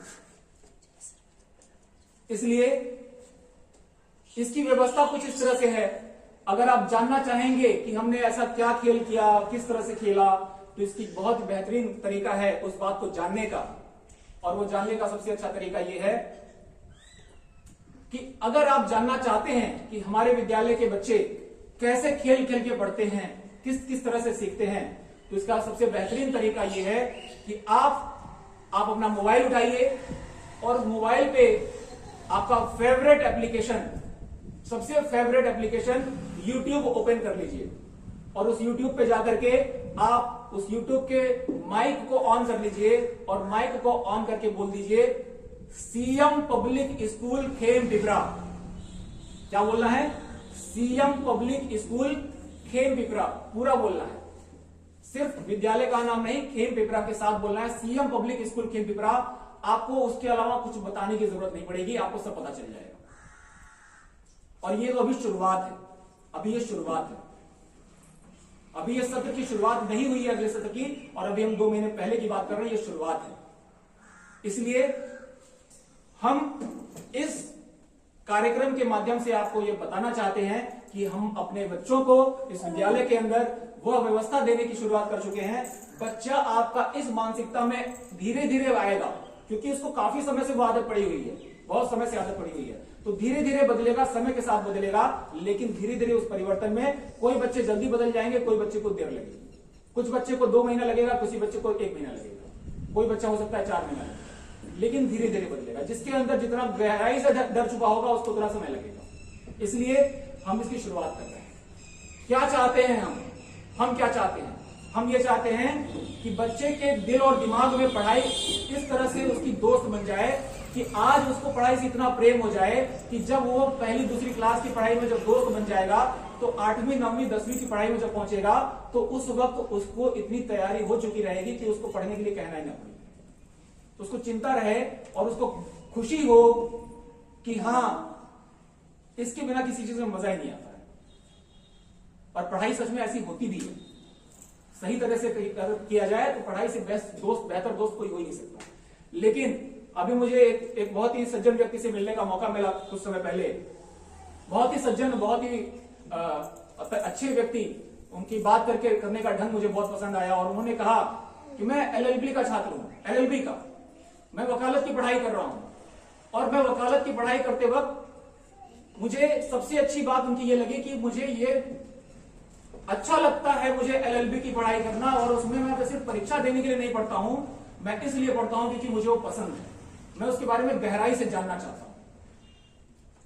अगर पढ़ाई का यह उत्साह, यह असर, यह मानसिकता, यह जुड़ाव पढ़ाई से आपके बच्चे के अंदर आ जाए तो क्या आपके बच्चे के जीवन में परिवर्तन आएगा कि नहीं आएगा? कितने लोग सहमत हैं? कितने लोग सहमत है कि परिवर्तन आएगा? परिवर्तन आएगा। बहुत कुछ। इसलिए हमने खेलों भी और पढ़ाई भी, खेल भी और पढ़ाई भी का एक व्यवस्था शुरू किया है, जिसमें आपके बच्चों के साथ हम अलग अलग तरह के गेम खेलते हैं और आप इसको यूट्यूब पे चेक कर सकते हैं। इसके साथ साथ मान लीजिए एक तरीका हमने एक चीज की और शुरुआत करी है, तो एक दो चीज की और। पहला तो हमने शिक्षा की बात करी, बच्चों की पढ़ाई को जोड़ने के साथ साथ हमने एक व्यवस्था और शुरू किया है कि आपका बच्चा हर रोज महीने में 24 दिन या 25 दिन और सप्ताह में 6 दिन हमारे पास आता है, हर रोज समय से सुबह अपने विद्यालय के समय से आ जाता है और हमारे पास अच्छे समय बिताता है, अच्छा खासा समय बिताता है और पूरे जीवन का एक बहुत बड़ा भाग हिस्सा हमारे साथ बिताता है। लेकिन अगर हम उसको सिर्फ क ख ग घ ABCD और 1 2 3 4 उर्दू और संस्कृत सिखा दें तो क्या इतना काफी होगा? इतना काफी नहीं होगा। तो हमने और पहल की है, और वो पहल ये है कि आपका बच्चा जब सुबह आएगा तो उस बच्चे को हम सुबह से लेकर शाम तक में हम अपनी सोचने समझने की क्षमता के हिसाब से सभी टीचर्स मिलकर के हम अपनी क्षमता के हिसाब से, अपनी विचारधारा के हिसाब से हम उसको एक अच्छे गुण सिखाएंगे। कैसे? क्लास चल रही है, हमने बात में एक बात बोल दी, अरे हमने तो बहुत से ऐसे बच्चे देखे हैं कि घर जाते हैं और अपना बैग इस तरह से फेंक देते हैं, कपड़ा ऐसे फेंक देते हैं, वो बच्चे हमें अच्छे नहीं लगते। अब ये बात बोलने में मुझे 3 सेकंड लगा, लेकिन ये 3 सेकंड की बात उन बैठे हुए 40-50 बच्चों के दिमाग में पहुंच जाएगी। अगर इस 40-50 बच्चों के दिमाग में ये बात मात्र 3 सेकंड का समय लेकर के हम महीने में 13 बार भी बोल देंगे, 15 बार भी बोल देंगे, तो आज नहीं तो कल नहीं तो परसों 2 से 3 महीने में वो घर करेगी ही करेगी, बीज रोपित होगा ही होगा और पौधा खिलेगा ही खिलेगा। इसीलिए हम संस्कारों से जोड़ने की बात कर रहे हैं। हम ये नहीं कह रहे हैं कि आप सिर्फ पढ़ो, हम ये कह रहे हैं कि आप संस्कारवान बनो। और संस्कारवान बनने का मतलब ये नहीं है कि जब तक हम दिया नहीं जलाएंगे, जब तक हम अदा नहीं करेंगे तो हम तब तक नहीं। हम संस्कार बनने का मतलब ये है कि हम विद्यालय से जब घर जाते हैं तो ये शर्ट उतारने का अंदाज और इसको रखने का अंदाज हमारी भविष्य की निर्माण करता है, हमारा जीवन बनाता है, हमारा भविष्य तैयार करता है। हम जाकर के जब बैग को उठा के, बस्ते और कॉपी किताब को उठा करके अपने घर में रखते हैं, उस घर में रखने के दौरान हमारी उस विद्या की, उस पढ़ाई की वजह से हम इस काबिल बन जाते हैं कि हम इस पूरी दुनिया का हवाई जहाज से चक्कर लगा सकें, इस पूरी दुनिया का हवाई जहाज से चक्कर लगा सकें। उस किताब में इतनी ताकत है और उस किताब की इस ताकत को हम ये इज्जत देते हैं कि किताब को जाके यूं ही फेंक दिया, बस मम्मी जल्दी से खाना दे दो। हम ये परिवर्तन चाहते हैं बच्चों की मानसिकता में, और उनके लिए हम उसको डांटेंगे नहीं, हम उसको मारेंगे नहीं और उसको हम जबरदस्ती नहीं करेंगे। लेकिन हाँ, प्यार में तो सर बहुत ताकत है, प्यार में तो बहुत ताकत है। और एक प्रेम से जब एक ही बात को 2-2 सेकंड का समय लेकर के 15 दिन में बोल दिया जाएगा, 1 महीना में बोल दिया जाएगा, तो घर करेगी ही करेगी। और यहीं से हम हर रोज एक हमने नियम बनाया है कि हमारे विद्यालय में जब बच्चे आएंगे तो सुबह सुबह हम प्रार्थना के बाद एक सद्वाक्य का नियम हमने बनाया है। प्रार्थना के बाद एक सद्वाक्य, हम कोई भी एक विद्यार्थी या कोई भी एक शिक्षण गण में से एक शिक्षक एक सद्वाक्य बोलेंगे और उसका मतलब समझाएंगे और सभी लोग अपनी क्लास में चले जाएंगे। बच्चों को पूछना ही नहीं है कि आपने क्या सुना क्या नहीं सुना, उनको ये मतलब ही नहीं होना चाहिए कि हम उनसे कोई पूछा जाएगा। कोई मानसिक दबाव नहीं, जो खड़े हैं वो सुनेंगे, आज नहीं तो कल नहीं तो परसों वो घर करेगा ही करेगा। हमें कोई मानसिक दबाव नहीं देना है, हमें सकारात्मक दबाव देना है, नकारात्मक दबाव नहीं देना है। इसलिए हम सद्वाक्य हर रोज प्रार्थना के बाद बोलने वाले हैं। ये हमारा एक पहल है। इसके साथ तीसरा, बच्चों की शिक्षा दीक्षा को बेहतर बनाने के लिए तीसरा जो है वो ये है, मैं आपसे इस बात को अच्छे से प्रस्तुत कर सकूं इसलिए मैं आपसे एक सवाल पूछना चाहता हूं। सवाल ये है, क्या आपकी अनुमति है? पूछ सकता हूं सवाल? धन्यवाद। तो ये सवाल ये है, जरा मान लीजिए, सोच लीजिए कि आप अपने किसी दोस्त के घर या किसी रिश्तेदार के घर गए हैं और जाकर के आपको वहां पे रात को रुकने का मौका मिला, और रात को रुकने के बाद उस घर में आप रात को जब रुके, रात को आप खाना पीना आप खाए, सो गए और सुबह जागे। जब सुबह जागते हैं आप और उस वक्त उस परिवार के सदस्य में से कोई एक सदस्य आकर के आपको बोले, हो सकता है आपका दोस्त हो, उस घर के कोई बच्चे हो, कोई भी हो सकते हैं, और वो आपको आप पर मुस्कुराता हुआ चेहरा लेकर के प्यार से आके सुबह सुबह जागते ही बिस्तर से उतरते ही बोले, गुड मॉर्निंग, कैसे हैं आप। मुस्कुराता हुआ चेहरा लेके गुड मॉर्निंग अगर कोई बोल दे, नमस्ते कैसे हैं आप, सलाम वालेकुम कैसे हैं आप, बहुत सारी बातें कह सकते हैं। अगर ये बोल दें तो क्या आपके अंदर जो उत्साह होगा, जो खुशी होगी, क्या वो साधारण होगी या बढ़ जाएगी? बढ़ जाएगी, बढ़ जाएगी। सुबह सुबह की वो खुशी का उत्साह जब बढ़ जाएगा, तो मैं आप सबसे जानना चाहता हूं कि वो जो उत्साह उस सुबह सुबह बिस्तर से जागते ही, उतरते ही उनके कहने की वजह से बढ़ गया, बहुत ऊपर लेवल पहुंच गया, उसका मानसिक असर जो हुआ, क्या वो असर पूरे दिन भर रहेगा कि नहीं रहेगा? रहेगा। और उस असर की वजह से जो भी हम काम करेंगे उसमें उसका असर दिखाई देगा कि नहीं देगा? दिखाई देगा। हम उत्साहित होकर के कोई भी काम करेंगे और जिस काम को करेंगे उसमें हमारा मन लगेगा, और जिस काम को करेंगे उसमें मन लगेगा, उसका परिणाम भी हो बेहतर आएगा। आएगा कि नहीं? आएगा। ये क्यों हुआ? क्योंकि किसी ने आकर के हमें सुबह सुबह दुआ बंदगी कर दी और हमारा दिल खुश हो गया। ये सुबह की ऊर्जा की ताकत होती है, यह ऊर्जा का असर होता है। लेकिन उसी समय, उसी जैसे किसी दूसरे जगह की बात करते हैं या उसी घर के दूसरे दिन की बात करते हैं। मान लीजिए कि आप किसी घर में गए और सुबह सुबह, या आप अपने घर में हैं, कहीं भी हैं, और सुबह सुबह आप जागे, बिस्तर से भी उतरे ही हैं, तब तक कोई आकर कहता है, थोड़ा किनारे हटो, झाड़ू लगाना है, हटो हटो झाड़ू लगाना है जरा। कोई आके अगर ऐसे बोल दे तो आपको क्या लगेगा? कौन आ गया, कहां से, क्या है, मतलब कहेंगे कि नहीं कहेंगे? अब एक बात बताइए कि उस वक्त की ऊर्जा ज्यादा बेहतर है या पहले दिन की ऊर्जा ज्यादा बेहतर है? और जो दूसरे दिन की ऊर्जा के साथ आप कोई काम करेंगे तो क्या वही परिणाम मिलेगा जो पहले दिन मिल रहा था? नहीं। अंतर आ जाएगा। क्या इसमें हमारा कोई गलती था?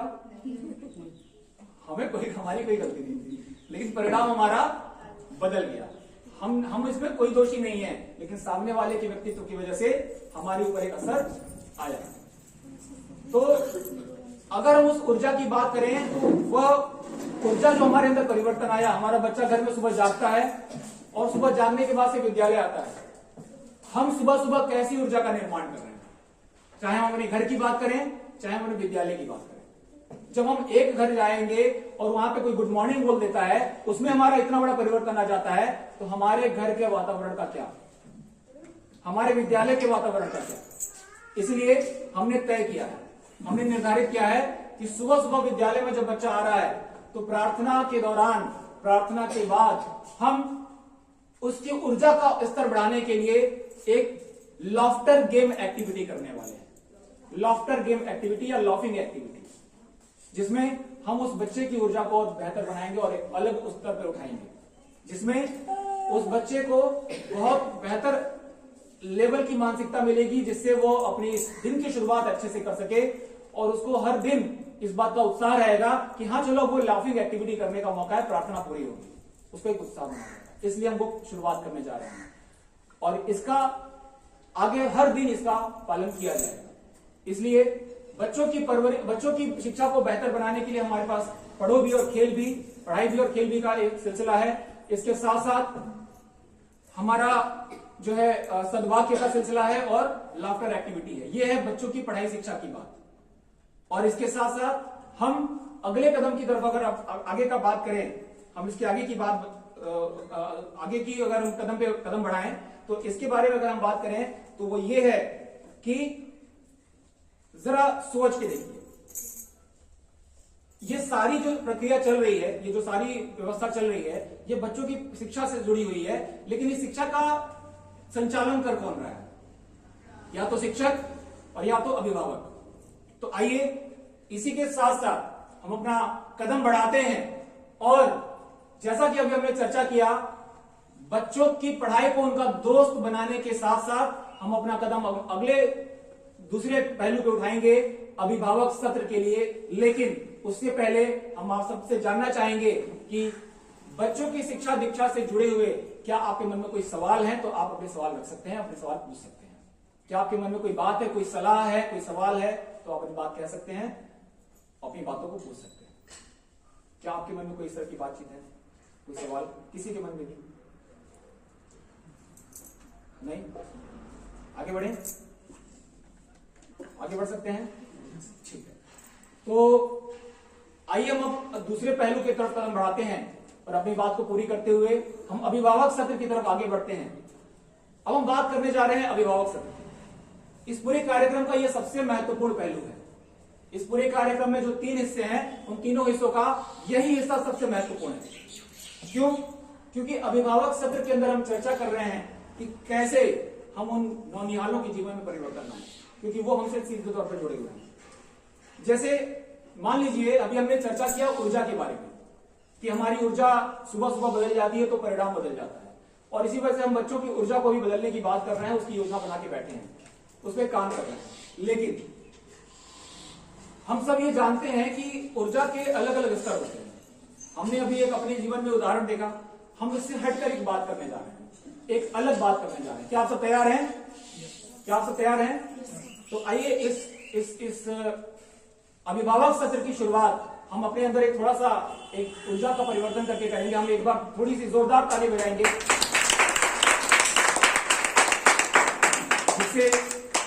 जिससे हम अपने इस शुरुआत को आगे बढ़ा सकें। और ताली बजाने का कारण क्या कि ताली बजाने से हमारी ऊर्जा में परिवर्तन आता है। आइए जाने इस अभिभावक सत्र के बारे में। प्रिय अभिभावक बंधुओं, ऊर्जा के बारे में अगर हम बात करें, एक उत्साह के बारे में बात करें, तो हम सब ये जानते हैं कि ऊर्जा के 3 स्तर होते हैं। किसी भी ऊर्जा के 3 स्तर हो सकते हैं। जैसे मान लीजिए एक ऊर्जा का स्तर है कम, दूसरा है मध्यम और तीसरा है उच्च। कम होगा, थोड़ा ज्यादा होगा, बहुत ज्यादा होगा। उदाहरण के लिए एक जगह पे मान लीजिए यहां पे कम की बात करें तो कोई उदाहरण ले सकते हैं, किसी दिए की उदाहरण ले सकते हैं, मोमबत्ती की उदाहरण ले सकते हैं। यहां पे बात करें तो किसी छोटे लैंप की उदाहरण ले सकते हैं या किसी छोटे चूल्हे की उदाहरण ले सकते हैं। और यहां पे अगर हम बात करें तो किसी बड़े चूल्हे की या किसी अंगीठी की उदाहरण ले सकते हैं। अब आप सबको पता है कि अगर हम मोमबत्ती की बात करते हैं या दीपक की बात करते हैं तो मोमबत्ती का जो लौ है, उसकी जो रोशनी है, जो उसका ऊर्जा स्तर है, वो उतने ही क्षेत्र में सीमित रहता है। जितने दूर उस मोमबत्ती का असर होता है, उसकी ऊर्जा का असर होता है, वो सीमित होता है, थोड़ी दूरी में होता है। दूसरे जगह पे अगर हम बात करें छोटे चूल्हे की, मध्यम की, उसका ऊर्जा स्तर थोड़ा सा बड़ा हो सकता है। लैंप है तो थोड़ा सा बड़ा हो सकता है मोमबत्ती की तुलना में। इसी तरह से हम तीसरे अगर बात करें चूल्हे की, बड़े चूल्हे की, तो मोमबत्ती और लैंप की तुलना में ये जो बड़ा चूल्हा है, इसका ऊर्जा स्तर बहुत ही ज्यादा होगा और एक बहुत बड़े अलग स्तर पे होगा, एक बहुत दिव्य स्तर पे होगा। मानते हैं इस बात को? मानते हैं। लेकिन इसी तरह से अगर ये अलग अलग ऊर्जा स्तर हैं, तो अलग अलग ऊर्जा स्तर के बारे में अगर हम बात करें तो अलग अलग ऊर्जा स्तर का मतलब ये हुआ कि ये मोमबत्ती, छोटा चूल्हा, बड़ा चूल्हा, कम, थोड़ा ज्यादा, बहुत ज्यादा। लेकिन अगर कम, थोड़ा ज्यादा और बहुत ज्यादा है तो इसी तरह से इनका ऊर्जा स्तर अलग अलग है, इनकी प्रभाव अलग अलग हैं। लेकिन अगर हम अपने समाज की बात करें और समाज में हम झांकें अगर, तो क्या हमें अपने समाज में, अपने परिवेश में ऐसे ही लोग भी दिखने शुरू हो जाते हैं? अगर हम समाज में जाकर ढूंढें तो हमें भी ऐसे व्यक्ति मिल जाएंगे जिनकी ऊर्जा का स्तर मोमबत्ती जैसा है। हम उम्र की बात नहीं कर रहे, हम ऊर्जा की बात कर रहे हैं। हो सकता है हम ऐसे ले लेते हैं 35 साल से ऊपर की बात कर लीजिए। हम ऐसे सभी व्यक्तियों को आप अपने गांव में या अपने समाज में देखिए जिनकी उम्र 35 साल से ऊपर की है और उनकी बात कीजिए।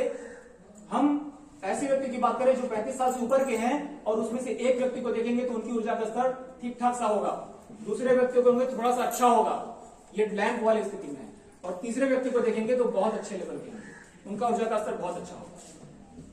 अब एक का कम, दूसरे का बेहतर और तीसरे का बहुत बेहतर। वही समाज है, वही गांव है, लेकिन आपको उसी एक गांव के अंदर में अलग अलग लोग दिख जाते हैं। अगर गांव के आधार पे अगर ये निर्धारित होता तो गांव के सभी लोगों का ऊर्जा एक ही जैसा होना चाहिए था, लेकिन एक जैसा नहीं होता है, सबका अलग अलग होता है। क्यों? सवाल है क्यों?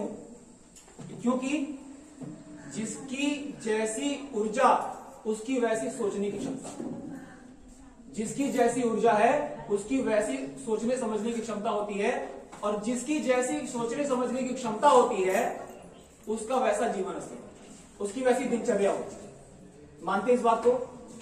अब सवाल उठता है, ये सारी जो चर्चा हो रही है उसका परिणाम क्या होगा, कि अगर हम एक व्यक्ति को देखें कम ऊर्जा वाले, मध्यम ऊर्जा वाले और उच्च ऊर्जा वाले, तो जिसकी जैसी ऊर्जा उसकी वैसी सोचने की क्षमता, और जिसकी जैसी सोचने की क्षमता उसका वैसा दिनचर्या और परिणाम। लेकिन ये ऊर्जा स्तर बनती कैसे? ये ऊर्जा स्तर बनती कैसे? ये ऊर्जा स्तर बनने का कोई कारण तो होगा। हमारे परिवार में हम अपनी बात करें, हमने बात किया कि ये कम वाले हैं, ये मध्यम वाले हैं और ये उच्च वाले हैं। हम अपने परिवार को या किसी भी परिवार को देखेंगे तो हमें एक अंदाजा लग जाएगा कि अलग अलग परिवेश के हिसाब से परिवार समाज में कैसे लोग मिलते हैं। लेकिन ये ऊर्जा स्तर बनता कैसे है?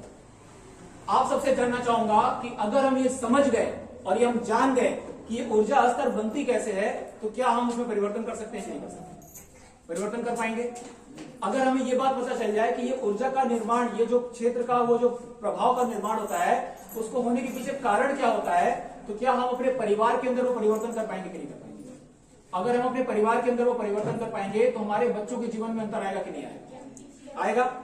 तो इस पूरी जो चर्चा है इसका पूरा एक मुख्य लक्ष्य क्या है कि आपसे कुछ ऐसी बातें हम करने जा रहे हैं जिसमें हम ऊर्जा स्तर को बदलने की बात करने जा रहे हैं, कि हम अपने परिवार का ऊर्जा स्तर कैसे बदलें, हम ऐसा क्या करें, और हम ऐसा पहले कैसे पहचाने कि हमारे परिवार का ऊर्जा स्तर क्या है और उसको कैसे बेहतर बना सकते हैं, और उसको बेहतर बनाने की प्रक्रिया क्या है, और किस तरह से हम अपने बच्चों के जीवन में वह ऊर्जा का वह परिवर्तन कैसे कर सकते हैं, वह अंतर कैसे ला सकते हैं कि अगर वो जिस भी स्तर पे हैं उससे वो बेहतर स्तर पे पहुंचे।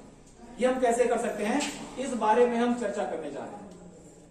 इस बारे में हम चर्चा करने जा रहे हैं। तो आइए जानते हैं, उसकी शुरुआत करते हैं।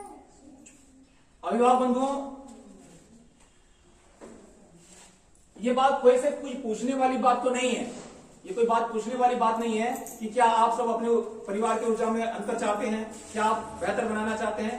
हम सब चाहेंगे, कौन नहीं चाहेगा, हम सब चाहेंगे, और उसके लिए हमें जो मेहनत करनी रहेगी हम करने को तैयार हैं, हम सब चाहेंगे। लेकिन उसमें उसके जब तक जानकारी नहीं होगी, जब तक तरीका नहीं पता होगा, तब तक हम उसको कर नहीं पाएंगे। इसलिए हम आइए शुरुआत करते हैं उसकी चर्चा की। जैसा कि अभी हमने चर्चा किया, डिस्कस किया, बात करी, मोमबत्ती की ऊर्जा अलग होती है, छोटे चूल्हे की अलग, बड़े चूल्हे की अलग होती है। किसी व्यक्ति की ऊर्जा कम हो सकती है, थोड़ी ज्यादा हो सकती है, बहुत ज्यादा हो सकती है। और जब हम इन अलग अलग व्यक्तियों को हम देखते हैं तो हमें पता चलता है इन व्यक्ति की ऊर्जा अलग है, इनकी तुलना में अलग है, और उनकी इन दोनों की तुलना में अलग है। तो हम जब ढूंढने की शुरुआत करते हैं कि क्यों अलग है, और जब क्यों अलग है की शुरुआत करते हैं, तो क्यों अलग है कि जब शुरुआत करते हैं, तो क्यों अलग है का सवाल ढूंढते ढूंढते हमें एक परिणाम मिलता है, एक जवाब मिलता है कि कहीं ना कहीं हमारी दिनचर्या में अंतर है, हमारी दिनचर्या में अंतर है। हमारे खान पान का तरीका, हमारी सुबह से लेकर शाम तक की जीवन जीने का ढंग, उन तीनों में बहुत परिवर्तन होता है, बहुत अंतर होता है। जैसे ये बहुत अंतर होता है। उदाहरण के लिए मान लीजिए, अब बहुत विशेष बात, मान लीजिए ये जो व्यक्ति हैं इनकी ऊर्जा का स्तर, हमने मोमबत्ती जैसा प्लान किया, बात किया। ये भाई साहब अपने दिन में जब सुबह जागते हैं तो इनकी तुलना में इनके जागने का तरीका और समय अलग है, और इनकी तुलना में इन दोनों का अलग है। ये भाई साहब जब सुबह नाश्ता करने बैठते हैं, या सुबह जागने के बाद से जो सुबह से आधे घंटे 1 घंटे का जो दिनचर्या है, उसमें इनकी दिनचर्या अलग है, इनकी अलग है, और इनकी और भी इन दोनों से अलग है। और नाश्ता करने के समय ये नाश्ता क्या करते हैं, ये क्या करते हैं और ये क्या करते हैं, इन तीनों के नाश्ते में अंतर है। इसकी वजह से ऊर्जा का स्तर अलग अलग है। और जैसा हमने आपसे कहा, गुड मॉर्निंग का असर इतना ज्यादा होता है, तो जरा सोच के देखिए उस 2.5 घंटे का असर कितना होता होगा। अगर 2 सेकंड की गुड मॉर्निंग का असर इतना भयंकर, इतना जबरदस्त हो सकता है कि आपकी पूरी दिन भर दिनचर्या बदल जाती है, तो उस 2.5 घंटे अगर हम सही से प्लान कर लें और सिस्टमेटिक तरीके से नियमित रूप से अगर उसको व्यवस्थित बना लें, तो क्या हमारे परिवार का वातावरण बदल जाएगा नहीं बदल जाएगा? हमारे परिवार के वातावरण में अंतर आएगा कि नहीं आएगा? आएगा। हमारे पास एक सुनहरा मौका है, आज हमारे पास एक बहुत ही बेहतरीन मौका है कि हमारे पास बहुत सुनहरा अवसर अब हमें पता चलने जा रहा है कि हम अपने परिवार के वातावरण को बदल सकते हैं, नया कर सकते हैं, बेहतर बना सकते हैं। एक दिन में परिवर्तन नहीं आएगा, लेकिन एक दिन जरूर आएगा। हो सकता है कि आपके काम करने का तरीका इतना प्रभावी हो कि वो 2 से 3 महीने में अंतर दिखना शुरू हो जाए, क्योंकि आप उस पर दिल लगा के लगे हुए और आप अपने परिवार के वातावरण को बेहतर बनाना चाहते हैं। इसलिए हम जो भी यहां पे अभी अपनी बात को रखना चाहेंगे वो ये है कि जब हम अपने समाज के इन 3 व्यक्तियों को देखते हैं, तो अगर हम पहले व्यक्ति की बात करें तो पहले व्यक्ति का जो जीवनचर्या है उसको अगर हम ध्यान दें, तो ये भाई साहब सुबह जाग के उठते हैं। अब मैं ये नहीं बोल रहा हूं कि आप किसको देख रहे हैं किसको नहीं देख रहे हैं, मेरा कहने का मतलब यह है कि समाज में इस 3 तरह के लोग हैं। हमारे स्तर पर हम कहां पे आते हैं और कैसे उसको बेहतर बना सकते हैं, आप अंदाजा लगा सकते हैं।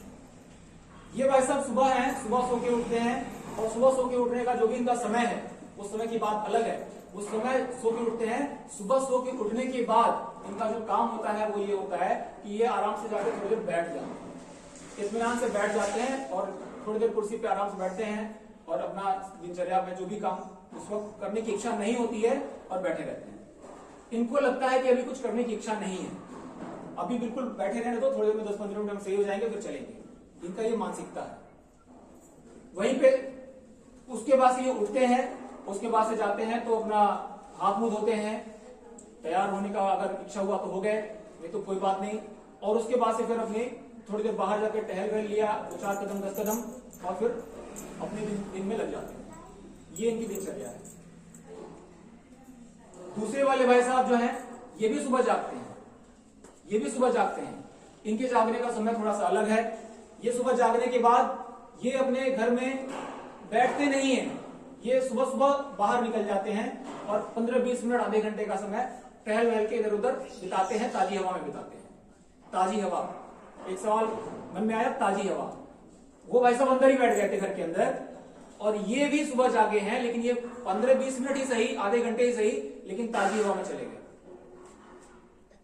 जो ये भाई साहब हैं तीसरे वाले, ये भी सुबह जागते हैं, लेकिन इनके जागने का जो समय है इन दोनों से बहुत अलग है। और इनके जागने के समय के बाद ये सबसे पहला काम क्या करते हैं, इनका तरीका ही पूरा अलग है। अब इनका तरीका क्या अलग है, ये भाई साहब जागे थे तो सुबह जाकर करके थोड़ी देर बैठ के आराम से थोड़ी देर शांति से बैठ गए थे। ये भाई साहब जाके 15-20 मिनट टहल के आए थे। और ये भाई साहब जब जागे तो ये जागने के बाद अपने बिस्तर पे तुरंत बैठ के और 10 मिनट के लिए या 2 मिनट या 5 मिनट के लिए शांति से आंख बंद करके बैठ जाते हैं। सोते नहीं है आंख बंद करके, और शांति से बैठ जाते हैं। मन करता है तो आंख खोल के भी बैठ सकते हैं, आंखें खोल के भी बैठ सकते हैं, और बैठ जाते हैं। कितनी देर बैठते हैं, बस 2 से 4 मिनट, 4 मिनट से 6 मिनट, 6 से 7 मिनट। क्या करते हैं, बैठ जाते हैं और ये मन ही मन में ये तस्वीरें देखते हैं, मन ही मन के अंदर तस्वीरें देखते हैं कि आज दिन भर मुझे अच्छी जिंदगी कैसी जीनी, मुझे पूरी जिंदगी में अपने सपनों की जिंदगी कैसे जीना चाहती हूं या जीना चाहता हूं, वह जिंदगी का तस्वीर अपने मन में देखना चाहते हैं, देखते हैं। क्या आप सब देखना चाहेंगे? आप सब देखना चाहेंगे?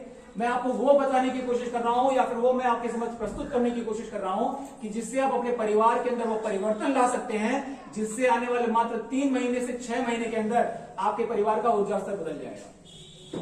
बदल सकता है, लेकिन वो कैसे बदल सकता है, उसके लिए मैं आपके समक्ष एक छोटा सा खेल प्रस्तुत करना चाहूंगा, एक छोटा सा एक्टिविटी प्रस्तुत करना चाहूंगा। क्या आप सब तैयार हैं? तैयार हैं? चलिए हम एक छोटा सा काम करते हैं। आप सब लोग जो भी हमारे सामने आज लाइव हैं वो भी, और जो हमारे साथ आज ऑनलाइन जुड़े हैं वो सभी लोग हम इस चीज को देख सकते हैं और इस काम को कर सकते हैं। ऑफलाइन और ऑनलाइन दोनों लोग कर सकते हैं। हमें करना क्या है, क्या हम थोड़ी देर के लिए अपनी अपनी कुर्सी पे थोड़ा सीधे होकर बैठ सकते हैं, बिना टेक लिए? थोड़ी देर के लिए बिना टेक लिए बैठ सकते हैं क्या? अपनी रीढ़ की हड्डी को टेक लेके नहीं बैठना है, हम सीधे बैठने वाले हैं, बैठ सकते हैं। और बैठने के बाद हम एक पिक्चर देखेंगे, हम एक मूवी देखेंगे, तस्वीर, जैसे हम फिल्में देखते हैं, हम वो तस्वीर देखेंगे।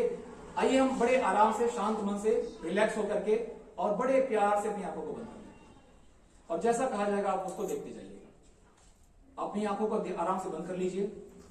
अपनी आंखों को बंद कर लेंगे और बंद करके बड़े शांत मन से हम 1 से 2 बार गहरी लंबी सांस लेंगे। गहरी लंबी सांस, आंखें बंद करके गहरी लंबी सांस लेंगे और मन ही मन में अपने घर पे पहुंच जाएंगे। घर के मेन गेट के सामने खड़े हो जाएंगे। हमारा मुख्य द्वार दिख रहा है घर का। घर को हम देख रहे हैं और धीरे धीरे घर के अंदर जाने की शुरुआत कर रहे हैं। अपने घर के अंदर हम आ रहे हैं और घर की सारी चीजें हमें थोड़ी थोड़ी करके दिख रही है।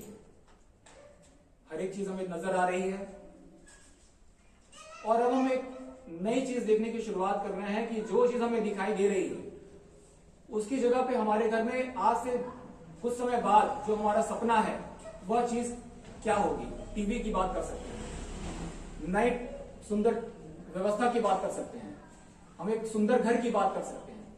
वो तमाम चीजें हमें कैसी दिखाई दे रही हैं जो हम अपने सपनों में देखते हैं, क्या हमें वो नजर में दिखाई दे रही हैं? हमारे मानसिक तस्वीर में हम वह पूरा नक्शा देख सकते हैं जो हम अपने सपनों का घर का देखते हैं। अब अपनी आंखें खोलिए। क्या आपको दिखाई दिया? दिखाई दिया। वो पूरा तस्वीर वैसा ही दिखाई देता है जैसा हम हकीकत में देखते हैं। अब जो ये तीसरे व्यक्ति हैं, ये तीसरे व्यक्ति हर रोज सुबह जागने के बाद तुरंत बिस्तर पर बैठ करके अपने सपनों की जिंदगी अपने दिमाग में देखते हैं और उसके बाद से बिस्तर पर से उतर के एक गिलास पानी पीते हैं और फिर उसके बाद से बाहर ताजी हवा में चले जाते हैं। बाहर ताजी हवा में चले जाते हैं। अब जरा सोच के देखिए, जरा सा अंदाजा लगाइए। एक व्यक्ति सुबह जागे और जागने के बाद सबसे पहले उन्होंने अपने दिमाग में क्या डाला? मुझे सपनों का जीवन, मुझे अपनी जिंदगी यहां पहुंचनी है, यहां तक लेके जानी है। उसके बाद से अपने शरीर की ऊर्जा का स्तर बदल दिया पानी पीकर। ये बहुत आवश्यक होता है। अपने शरीर की ऊर्जा का स्तर बदलने के लिए आपके अंदर से आलस्य खत्म हो जाएगा, बच्चे के अंदर से आलस्य खत्म हो जाएगा, थकान खत्म हो जाएगी। यह करना बहुत जरूरी है। और जब ये काम हम करते हैं, वो व्यक्ति करते हैं और उसके बाद से अपने घर से बाहर निकलते हैं और तरोताजी हवा में जाके टहलते हैं, एक्सरसाइज करते हैं या फिर जो भी कुछ काम करना होता है वो करते हैं, अच्छा खासा समय ताजी हवा में बिताते हैं।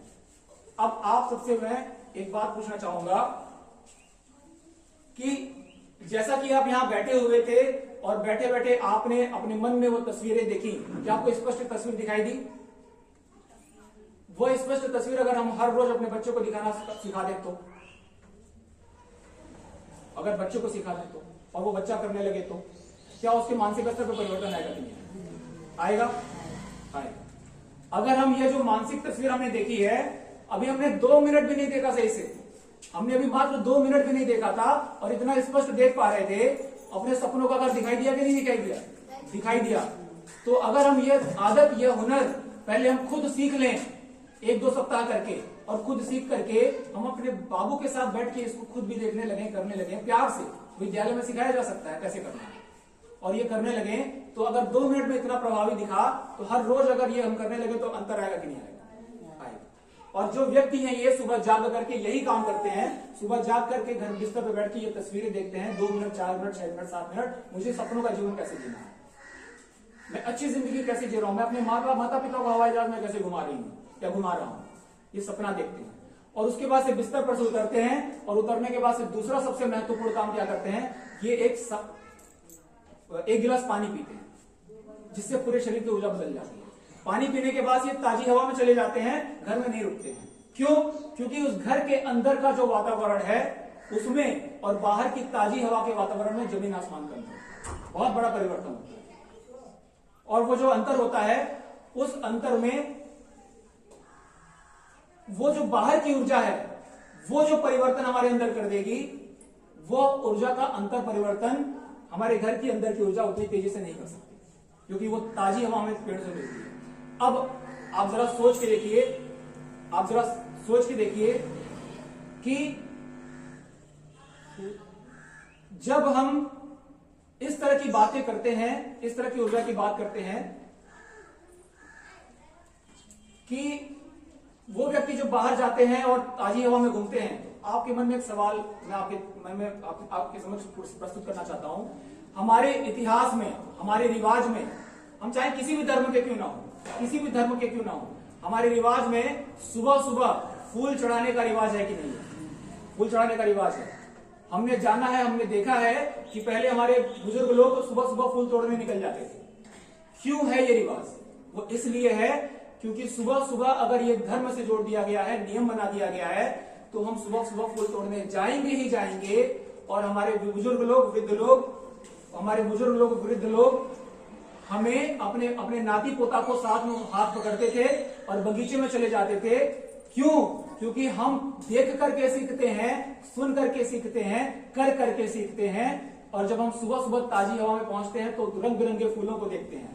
हमारी मानसिक परिवर्तन आता है कि नहीं आता है?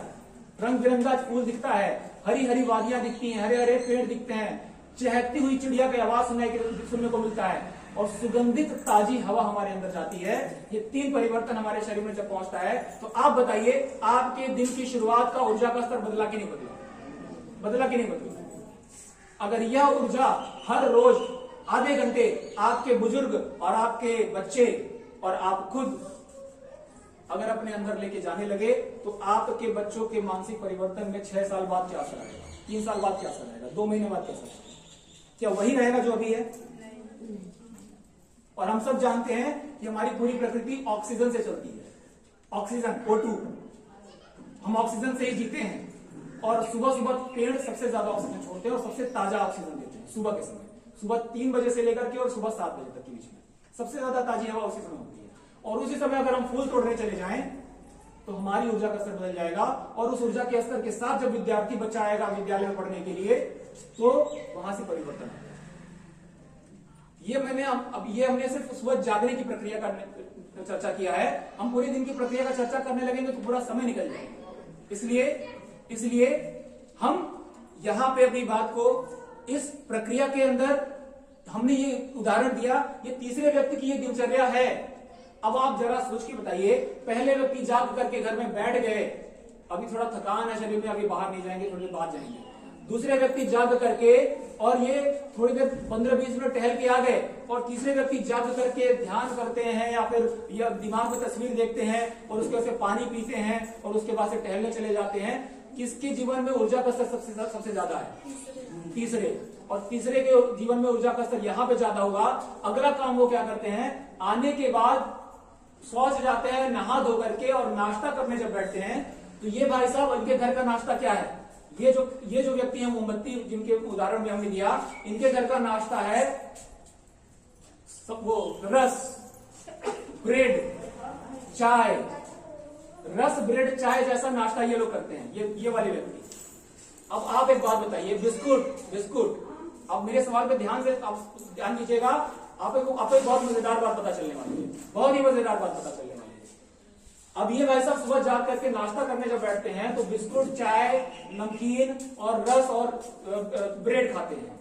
ये भाई साहब जब सुबह उठते हैं तो ये नमकीन, चाय, रोटी सब्जी या जो भी कुछ खाना है खाते हैं, रोटी सब्जी। और ये भाई साहब जब उठते हैं, इनके खाने पीने का तरीका ही पूरा अलग है। अब कैसे अलग है? वो इस तरह से अलग है कि ये जो व्यक्ति हैं, ये जब सुबह नाश्ता करने बैठते हैं तो ये खाते हैं अंकुरित चीज, अंकुरित चना, अंकुरित मूंग, अंकुरित गेहूं और इसके साथ साथ में फल और या फिर जो भी ताकत वाली चीजें, रोटी सब्जी हो सकता है, खा सकते हैं। लेकिन रोटी सब्जी से पहले इनके शरीर में रक्त चीजें पहुंच जाती हैं। आप सबके समक्ष एक सवाल, मजेदार सवाल पूछने जा रहा हूं। आपको सुन के हंसी भी आएगी और उसका जवाब देने में मजा भी आएगा। आप सबसे पूछना चाहता हूं, जरा सोच के देखिए, एक चना है और वो अंकुरित है। एक चना है और वो अंकुरित है। उस अंकुरित चने को अगर हम जमीन में बोते हैं तो उस अंकुरित चने को अगर हम जमीन में बो दें, उस एक अंकुरित चने के दाने से क्या उसके अंदर इतनी ताकत है कि वो 1000 दाने पैदा कर सके? एक अंकुरित चने के दाने के अंदर इतनी ताकत होती है कि एक पौधा बना के उसके अंदर से 100 दाने, 1000 दाने पैदा कर सकता है, एक अंकुरित चने के दाने के अंदर। उसके ऊपर वाले का इतना बरकत, इतना उसके अंदर आशीर्वाद है कि उसके अंदर एक क्षमता है। अब जरा सोच के बताइए, कि अगर चने के दाने के अंदर इतनी ताकत है कि पौधे का निर्माण कर सकता है और उस पौधे के अंदर हजारों बीज डाल सकता है और उस बीज के अंदर वो ताकत दे सकता है कि उससे भी हजारों लाखों बीज करोड़ों बीज तैयार हो सके, तो जरा सोच के देखिए वो एक दाना हमारे शरीर में जाएगा तो कैसी ऊर्जा बनाएगा। और हम एक ही दाना खाते हैं क्या? हम एक मुट्ठी में तो 100 दाने खा सकते हैं, 20 दाने, 50 दाने, 100 दाने खा सकते हैं। अगर एक दाना 1000 दाने बनाने की ताकत रखता है, जरा सोचो कि आप 100 दाने खा लेंगे हर रोज, तो हमारे अंदर कौन सी ऊर्जा का स्तर आएगा। ये जो तीसरे व्यक्ति हैं ये अंकुरित खाते हैं। एक दाना बीज को बोया जाता है गेहूं का, वो 100 बाली तैयार कर देता है। वो बीज का वो अंकुरित गेहूं बादाम की ताकत रखता है। लोगों का कहना है, एक बहुत महान व्यक्ति का कहना है कि अगर आपको बादाम नहीं मिला खाने को तो आप अंकुरित गेहूं खा लो, थोड़े से दाने से ही, ज्यादा नहीं, 10, 20, 15, 20 थोड़े से दाने खा लो, अंकुरित करके खाओ, आपको बादाम जैसी ताकत देगा। ये विद्वानों का कहना है। अगर हम अंकुरित खाते हैं तो उससे पौधा उगता है। अब जरा एक बात बताइए, हम बिस्किट को कहीं दीवार पे टांग दें, जमीन में बो दें, टेबल पे रख दें, हम कहीं भी रख दें, क्या बिस्किट से दूसरा बिस्किट पैदा हो सकता है क्या? बिस्किट से दूसरा बिस्किट पैदा, उस बिस्किट को जमीन में बो दे तो अगले 15 मिनट में उसका अस्तित्व बचेगा क्या? जो बिस्किट अपना अस्तित्व नहीं बचा सकता, जो बिस्किट एक दूसरे बिस्किट को जन्म नहीं दे सकता, वो हमें ताकत देगा, हमें वो ताकत देगा। जो रस का पैकेट एक रस दूसरे रस को पैदा नहीं कर सकता, क्या हमें वो ताकत दे पाएगा? या चना ताकत दे पाएगा, गेहूं ताकत दे पाएगा, मक्का ताकत दे पाएगा? जिसके अंदर वो क्षमता है कि जो एक दाना 100 दाने को पैदा करने की ताकत रखता है वो ताकत देगा, या एक बिस्किट जो अपना अस्तित्व बचाने की ताकत नहीं रखता है वो ताकत देगा। और आप एक बात बताइए कि ये जो भाई साहब ये रस खाते हैं तो ऊर्जा का स्तर इनका बनेगा, या जो तीसरे व्यक्ति चना अंकुरित खाते हैं उनका स्तर बनेगा? चने वाले का बनेगा। मेरा कहना ये नहीं कि आप हर रोज चना ही खाइए, लेकिन ये उदाहरण है, ये एक उदाहरण है।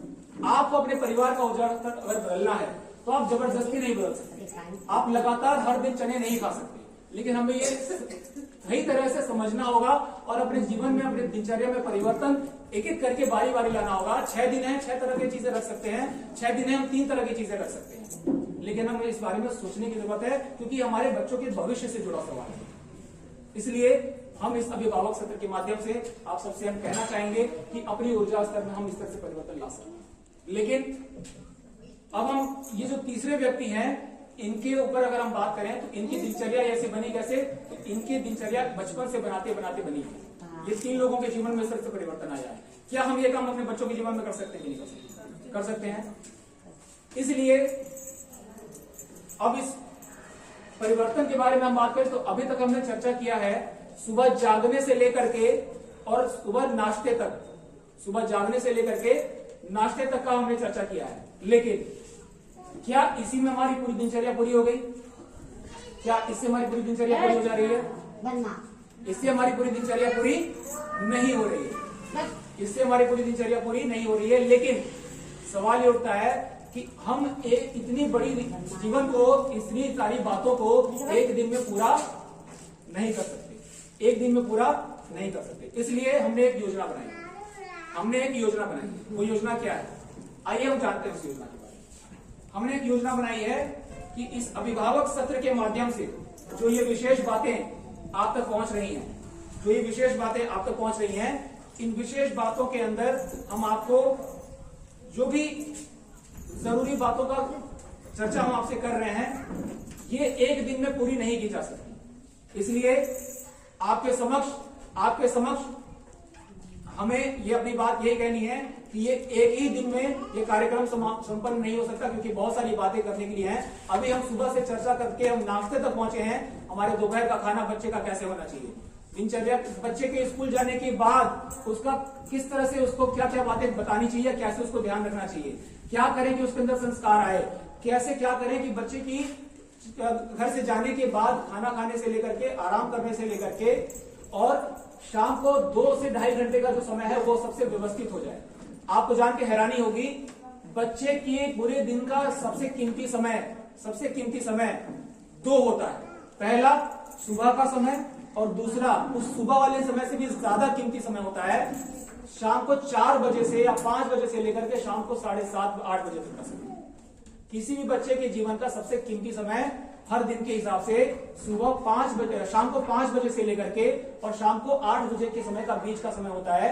ये वही समय होता है जिसमें उस बच्चे का भाग्य तय होता है, भविष्य तय होता है, उसका जीवन तय होता है। अगर हम माता पिता के रूप में 5 बजे से लेकर के शाम के 5 बजे, सुबह नहीं, शाम के 5 बजे से लेकर के और शाम के 8 बजे तक का समय को सही तरह से जीवित करना जान जाएं, ऊर्जावान बनाना जान जाएं उस बच्चे, और साथ साथ सुबह के समय को थोड़ा सा भी व्यवस्थित करना जान जाएं, मैं आपको यकीन दिलाता हूं मेरे प्रिय अभिभावक बंधुओं, आपके जीवन में और आपके बच्चे के जीवन में वह क्रांतिकारी परिवर्तन आने की क्षमता है, आ सकता है, जिससे कि आप लोग आने वाले कुछ महीनों और कुछ समय के अंदर वह ऊर्जा का स्तर प्राप्त कर लेंगे जिसका सपना आप और आपके बच्चे देखते हैं और देखना चाहते हैं। यह परिवर्तन कर सकते हैं, लेकिन वह जानकारी मिलेगी तो मिलेगी कैसे, वह एक दिन में संभव नहीं है। इसलिए हमने निर्धारित किया है, हमने योजना बनाई है कि जो अभिभावक सत्र आज आप, जिस अभिभावक सत्र में आज आप उपस्थित हैं, जो अभिभावक सत्र का कार्यक्रम आज आप अटेंड कर रहे हैं, यह अभिभावक सत्र का कार्यक्रम हम इस सीएम पब्लिक स्कूल खेमपिपरा महाराजगंज के प्रांगण में पूरे साल हर महीने इसी तरह से क्रियान्वित करेंगे। इसी तरह से अभिभावक सत्र का संचालन करने वाले हैं। हर महीने पूरे साल हम यहाँ पे आपके साथ मिलेंगे, आपके साथ चर्चा करेंगे और हम जानेंगे, समझेंगे कि हम एक एक करके स्टेप बाय स्टेप, चरण दर चरण हम अपने परिवार की और अपने बच्चों की स्थिति को बेहतर कैसे बना सकते हैं। उनका मानसिक स्तर की बात कीजिए, शारीरिक या फिर उनके पढ़ाई लिखाई की बात कीजिए, पारिवारिक स्थिति की, वातावरण की बात कीजिए, हम उनको बेहतर कैसे बना सकते हैं, इसके ऊपर हम हर महीने आपके साथ चर्चा करने के लिए तैयार हैं। आपको अपना समय और आपको अपना कोशिश हमें देना है। आइए मिलते हैं हम और आप अपने उन नौनिहालों के लिए जो हमारे इस परिवार के, हमारे इस समाज के और हमारे इस पृथ्वी माँ के सपूत हैं, और एक वह चिंगारी की आवश्यकता है, वह उनको उस लौ की आवश्यकता है जिसकी आवश्यकता की प्राप्ति के बाद वह मशाल बन सकते हैं, जिस मशाल से लाखों करोड़ों मशालें तैयार हो सकती हैं और इस पूरे विश्व को रोशन करने की ताकत रखते हैं। हमारा इतिहास गवाह है कि हमारे गांव से ही वो रोशनी निकली है जिसने पूरे विश्व को चमका के रखा है, प्रकाशित किया है। और हम अपने गांव में इन नौनिहालों को, इन बच्चों को वह रोशनी, वो प्रकाशित आपके माध्यम से करना चाहते हैं, देना चाहते हैं। इसलिए हमने यह योजना बनाई। पहली योजना बच्चों के साथ खेल भी और पढ़ाई भी, जिसके बारे में हम आपको बता चुके हैं। दूसरी योजना अभिभावक सत्र के माध्यम से गार्जियंस, क्योंकि अभी तक टीचर पढ़ाते हैं बच्चों को, बच्चे स्कूल आते हैं और गार्जियन अपना घर संभालते हैं। हम चाहते हैं कि गार्जियन और टीचर एक साथ मिल जाएं और वह जब एक दूसरे से बातचीत करेंगे तो उसमें बच्चों के ऊपर एक परिवर्तन आएगा। इसी तरह से इस अभिभावक सत्र के अंदर में यही बात हमने आपसे समक्ष रखनी थी कि आइए हर महीने हम लोग इसका शुभारंभ कर रहे हैं, और आज से शुभारंभ के बाद आप हर महीने इसकी जो सूचना है, अगर आप पाना चाहते हैं तो आप में से जिनका नंबर, कॉन्टैक्ट नंबर हमारे पास सुरक्षित है, सेव है, व्हाट्सएप नंबर स्पेशली, तो व्हाट्सएप नंबर अपना सेव नहीं है तो सेव करवा दीजिए।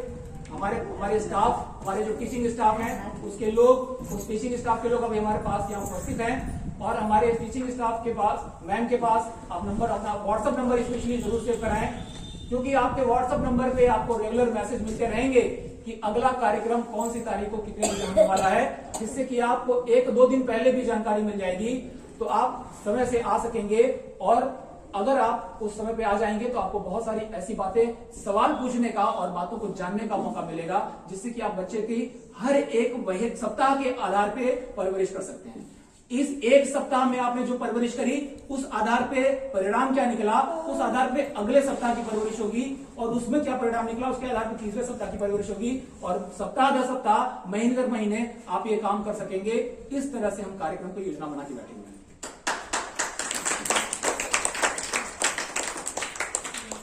ऐसा करने से आपके मन में बहुत सारी दिक्कतें अगर हैं, मोबाइल बहुत चलाती है, बहुत चलाता है, क्या करें, बहुत कहने पे भी सुबह नहीं जागते हैं, क्या करें, बहुत सारी ऐसी बातें मन में सवाल उठती होंगी, लेकिन हमें ये चीज एक दिन में बदलने का मौका नहीं मिलेगा, लेकिन एक दिन हम बदलने की कोशिश जरूर करेंगे। इसीलिए इस अभिभावक सत्र के माध्यम से हमने जो भी बातें आपके समक्ष रखी हैं, क्या आप इस बात से सहमत हैं? क्या आपको ये बात उचित लग रही है कि हम हर महीने मिल सकते हैं? मिल सकते हैं। अगर हम हर महीने मिल सकते हैं तो आइए हम एक शुरुआत करें, इस नई आगाज करें, जिससे कि आज इस खेम पिपरा के अंदर वो परिवर्तन की मशाल की इस नई शुरुआत हो, जो ये मशाल धीरे धीरे बढ़ते हुए वह विराट रूप धारण करे और हम अपने इस नौनिहालों को, हम इनके जीवन में एक क्रांतिकारी परिवर्तन अपने अभिभावक होने की जिम्मेदारी निभा करके पूरा करें।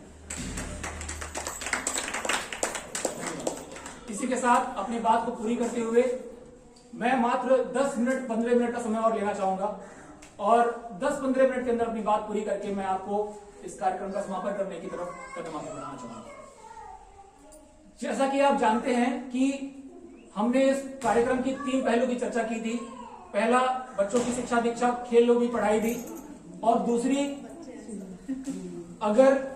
दूसरी जो हम चर्चा कर रहे हैं कि अभिभावक सत्र की हम बात कर रहे हैं।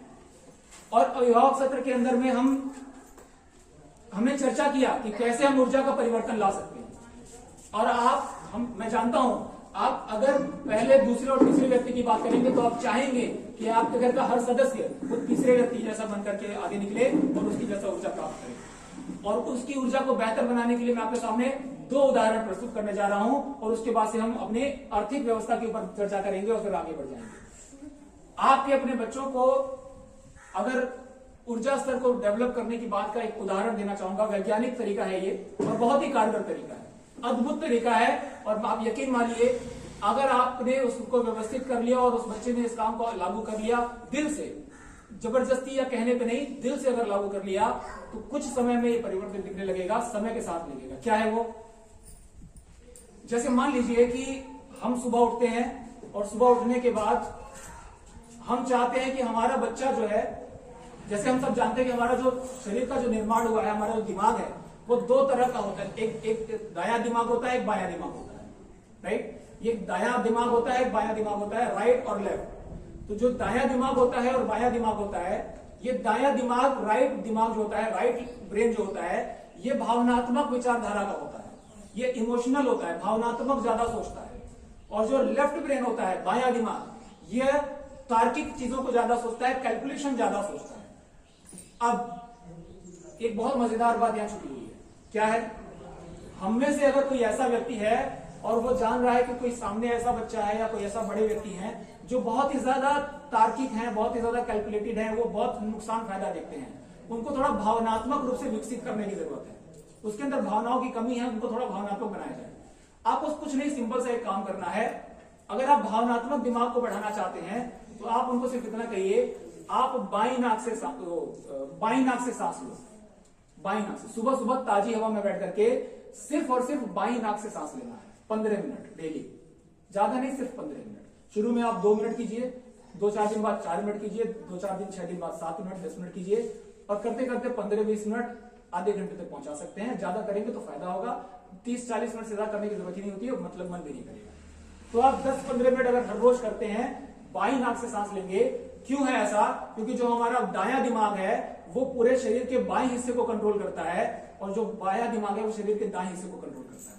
तो बाईं नाक से ली हुई सांस दाएं दिमाग को एक्टिवेट कर देगी, और जब बाईं नाक से सांस ज्यादा लेंगे, ऑक्सीजन की मात्रा जितनी ज्यादा आपके राइट ब्रेन में पहुंचेगी, उसके अंदर भावनात्मक उतार चढ़ाव बहुत ज्यादा अंतर आएगा, वो भावनात्मक रूप से ज्यादा विकसित होने लगेगा, अगर वो भावनात्मक रूप से आप बढ़ाना चाहते हैं तो। लेकिन अगर आप चाहते हैं, कोई बच्चा इसमें बैठे हुए बहुत सारे युवा हैं, बच्चे हैं, अगर वो चाहते हैं कि मुझे मैथमेटिक्स में अच्छा बनना है, गणित का दिमाग मुझे अच्छा चाहिए, तो गणित का दिमाग अगर आप तेज करना चाहते हैं तो कैसे कर सकते हैं? क्या आप में से कोई ऐसा है जो गणित का दिमाग तेज करना चाहते हैं कि मेरे गणित में मन लगने लगे, गणित की पढ़ाई अच्छी हो जाए? कोई ऐसा है? चाहते हैं, बहुत बढ़िया।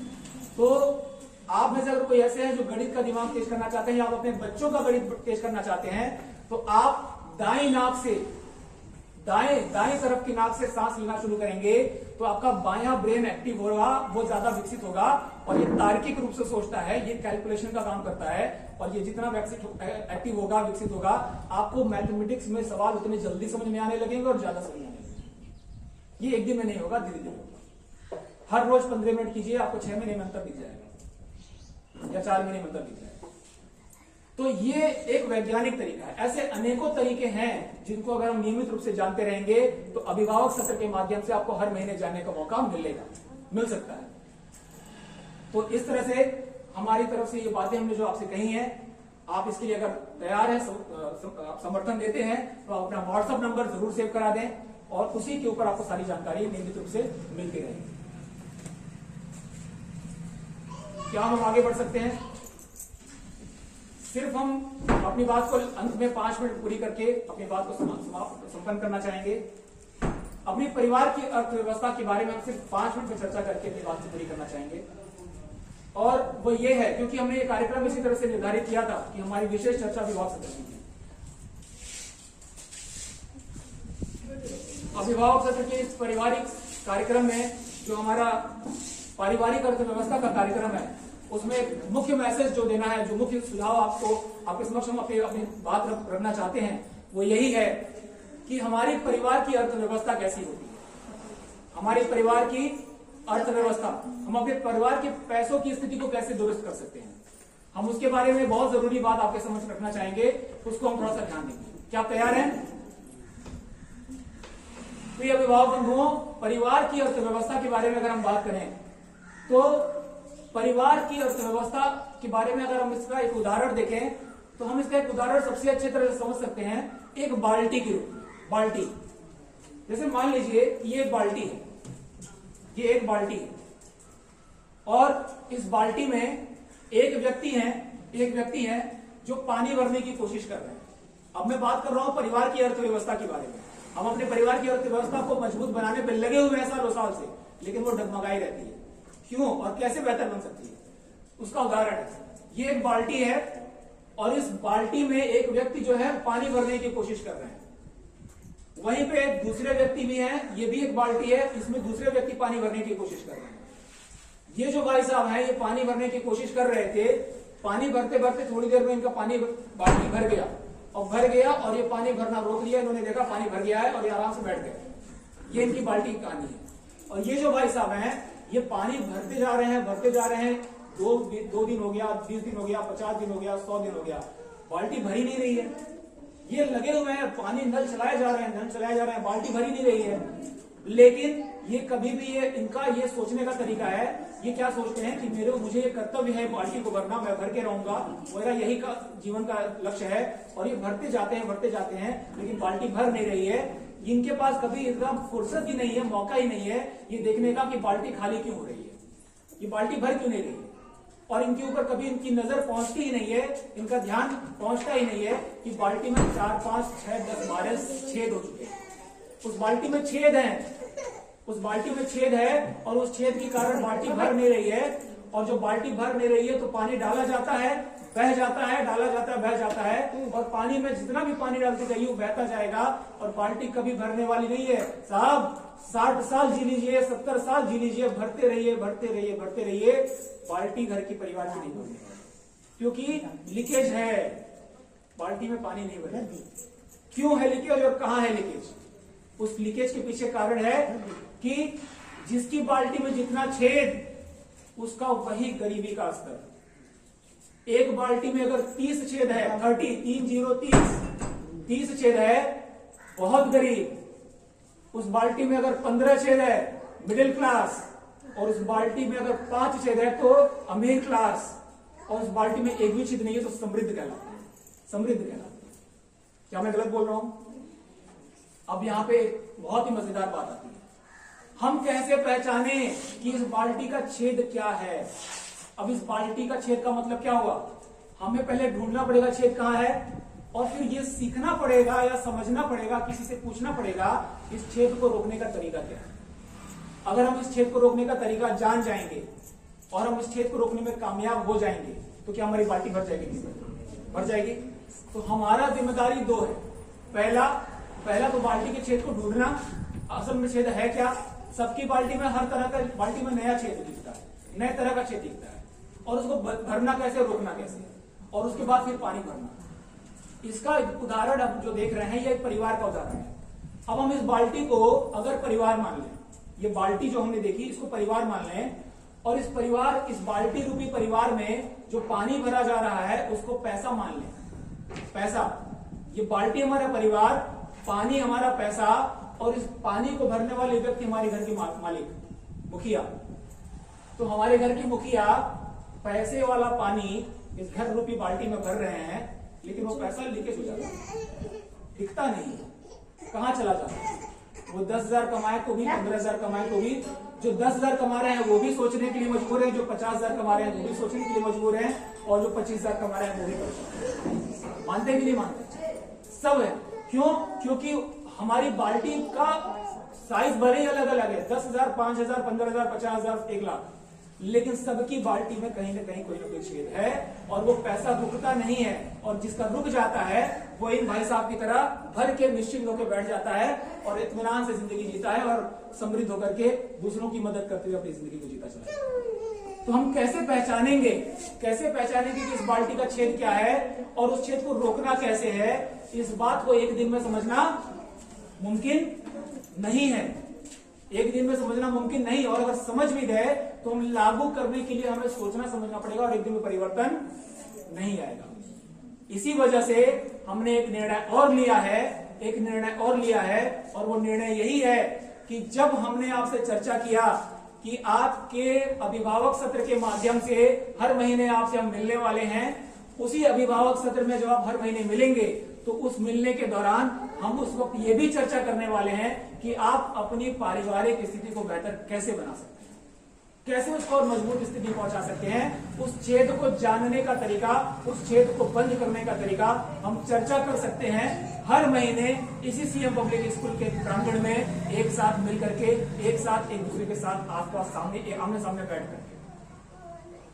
क्या अगर ये 3 व्यवस्था आपको मिल जाए, आपके बच्चों की शिक्षा दीक्षा खेल खेल के माध्यम से बेहतर हो जाए? ऐसा नहीं है कि पिटाई नहीं करेंगे, पिटाई करने की जरूरत पड़ेगी तो डंडा उठाना पड़ेगा और डंडा उठाएंगे, लेकिन हमारी कोशिश होगी कि डंडा न उठाना।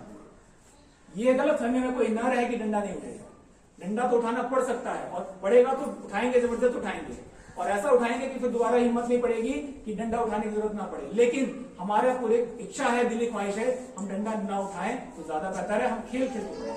क्यों? क्योंकि यही आवश्यकता है। दूसरा, अभिभावक सत्र के अंदर हम मिलने वाले हैं, चर्चा करने वाले हैं उनको अपने आप को बेहतर बनाने के लिए, और पारिवारिक अर्थव्यवस्था के माध्यम से अपने बच्चों के और अपने वृद्ध जनों के परिवार को हम बेहतर बनाएंगे। इस तरह से हमने अपनी बात को यहाँ पे जो भी आपके समक्ष रखा है, इस बात को पूरा करते हुए अंत में हम आपके सामने यही कहना चाहेंगे कि आइए हम सब एक दूसरे का हाथ बढ़ाएं, एक दूसरे का साथ दें, और एक दूसरे का साथ देते हुए हम अपने परिवार को, अपने बच्चों के जीवन को एक अलग स्तर पे लेके जाएं, एक अलग ऊंचाई पे लेके जाएं, और एक अलग ऊंचाई पे लेके जाकर के हम उनके जीवन का निर्माण एक सही दिशा में लेके बढ़े और अपने परिवार को एक सही वातावरण देने की शुरुआत कर सकें। क्या आप सब तैयार हैं? बहुत बहुत धन्यवाद, बहुत बहुत शुक्रिया। इसी के साथ मैं अपनी बात को पूरा करते हुए आप सबके समक्ष एक छोटी सी बात कहना चाहूंगा। हम सब प्रार्थना करें, हम सब एक ऊपर वाले से विनती करें कि हमें वह सद्बुद्धि दें जिससे कि हम अपने घर के वृद्ध जनों का सम्मान कर सकें, क्यों? क्योंकि याद रखिएगा मेरे प्रिय अभिभावक बंधुओं के साथ सभी बच्चों, सभी युवाओं, कि आज वो बूढ़े हैं, कल हम होंगे। इसलिए हमें सोचने की जरूरत है कि अगर हम आज उनकी जरूरत और उनकी मानसिकता को नहीं समझ पा रहे हैं, तो कहीं ना कहीं हम इस बात को नहीं समझ पा रहे हैं कि उनकी उम्र के हिसाब से उनकी आवश्यकता क्या है। तो आइए हम अपने सभी वृद्धजनों का सम्मान करें, अपने संस्कृति को सम्मान करें, अपने सभी धर्मों का सम्मान करें, और अपने किताब की अहमियत को समझें, अपने इसकी शिक्षा की ताकत को समझें। इसी के साथ आइए हम सब इस कार्यक्रम का समापन करते हैं, और इसी के साथ आपके सबके सामने मैं अपनी तरफ से ये बात कहना चाहूंगा कि आप में से किसी के मन में कोई सवाल हो, कोई सलाह हो, तो आप अपने सवाल या सलाह पूछ सकते हैं, दे सकते हैं। और यदि आप में से कोई ऐसे हैं जो आकर के मंच से कोई बात कहना चाहते हैं तो अपनी बात कह सकते हैं। बहुत बहुत धन्यवाद। क्या आपके मन में कोई सवाल है?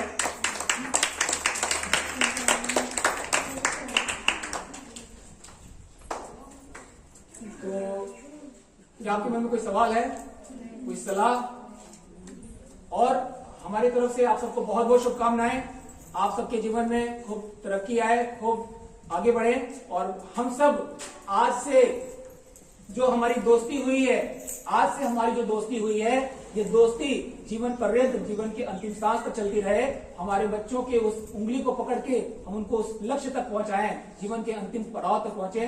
हम सबका साथ इतना लंबा रहे और एक बहुत दिव्य साथ रहे, ऐसी हमारी आप सबके साथ शुभकामनाएं हैं। आप सबको बहुत बहुत धन्यवाद।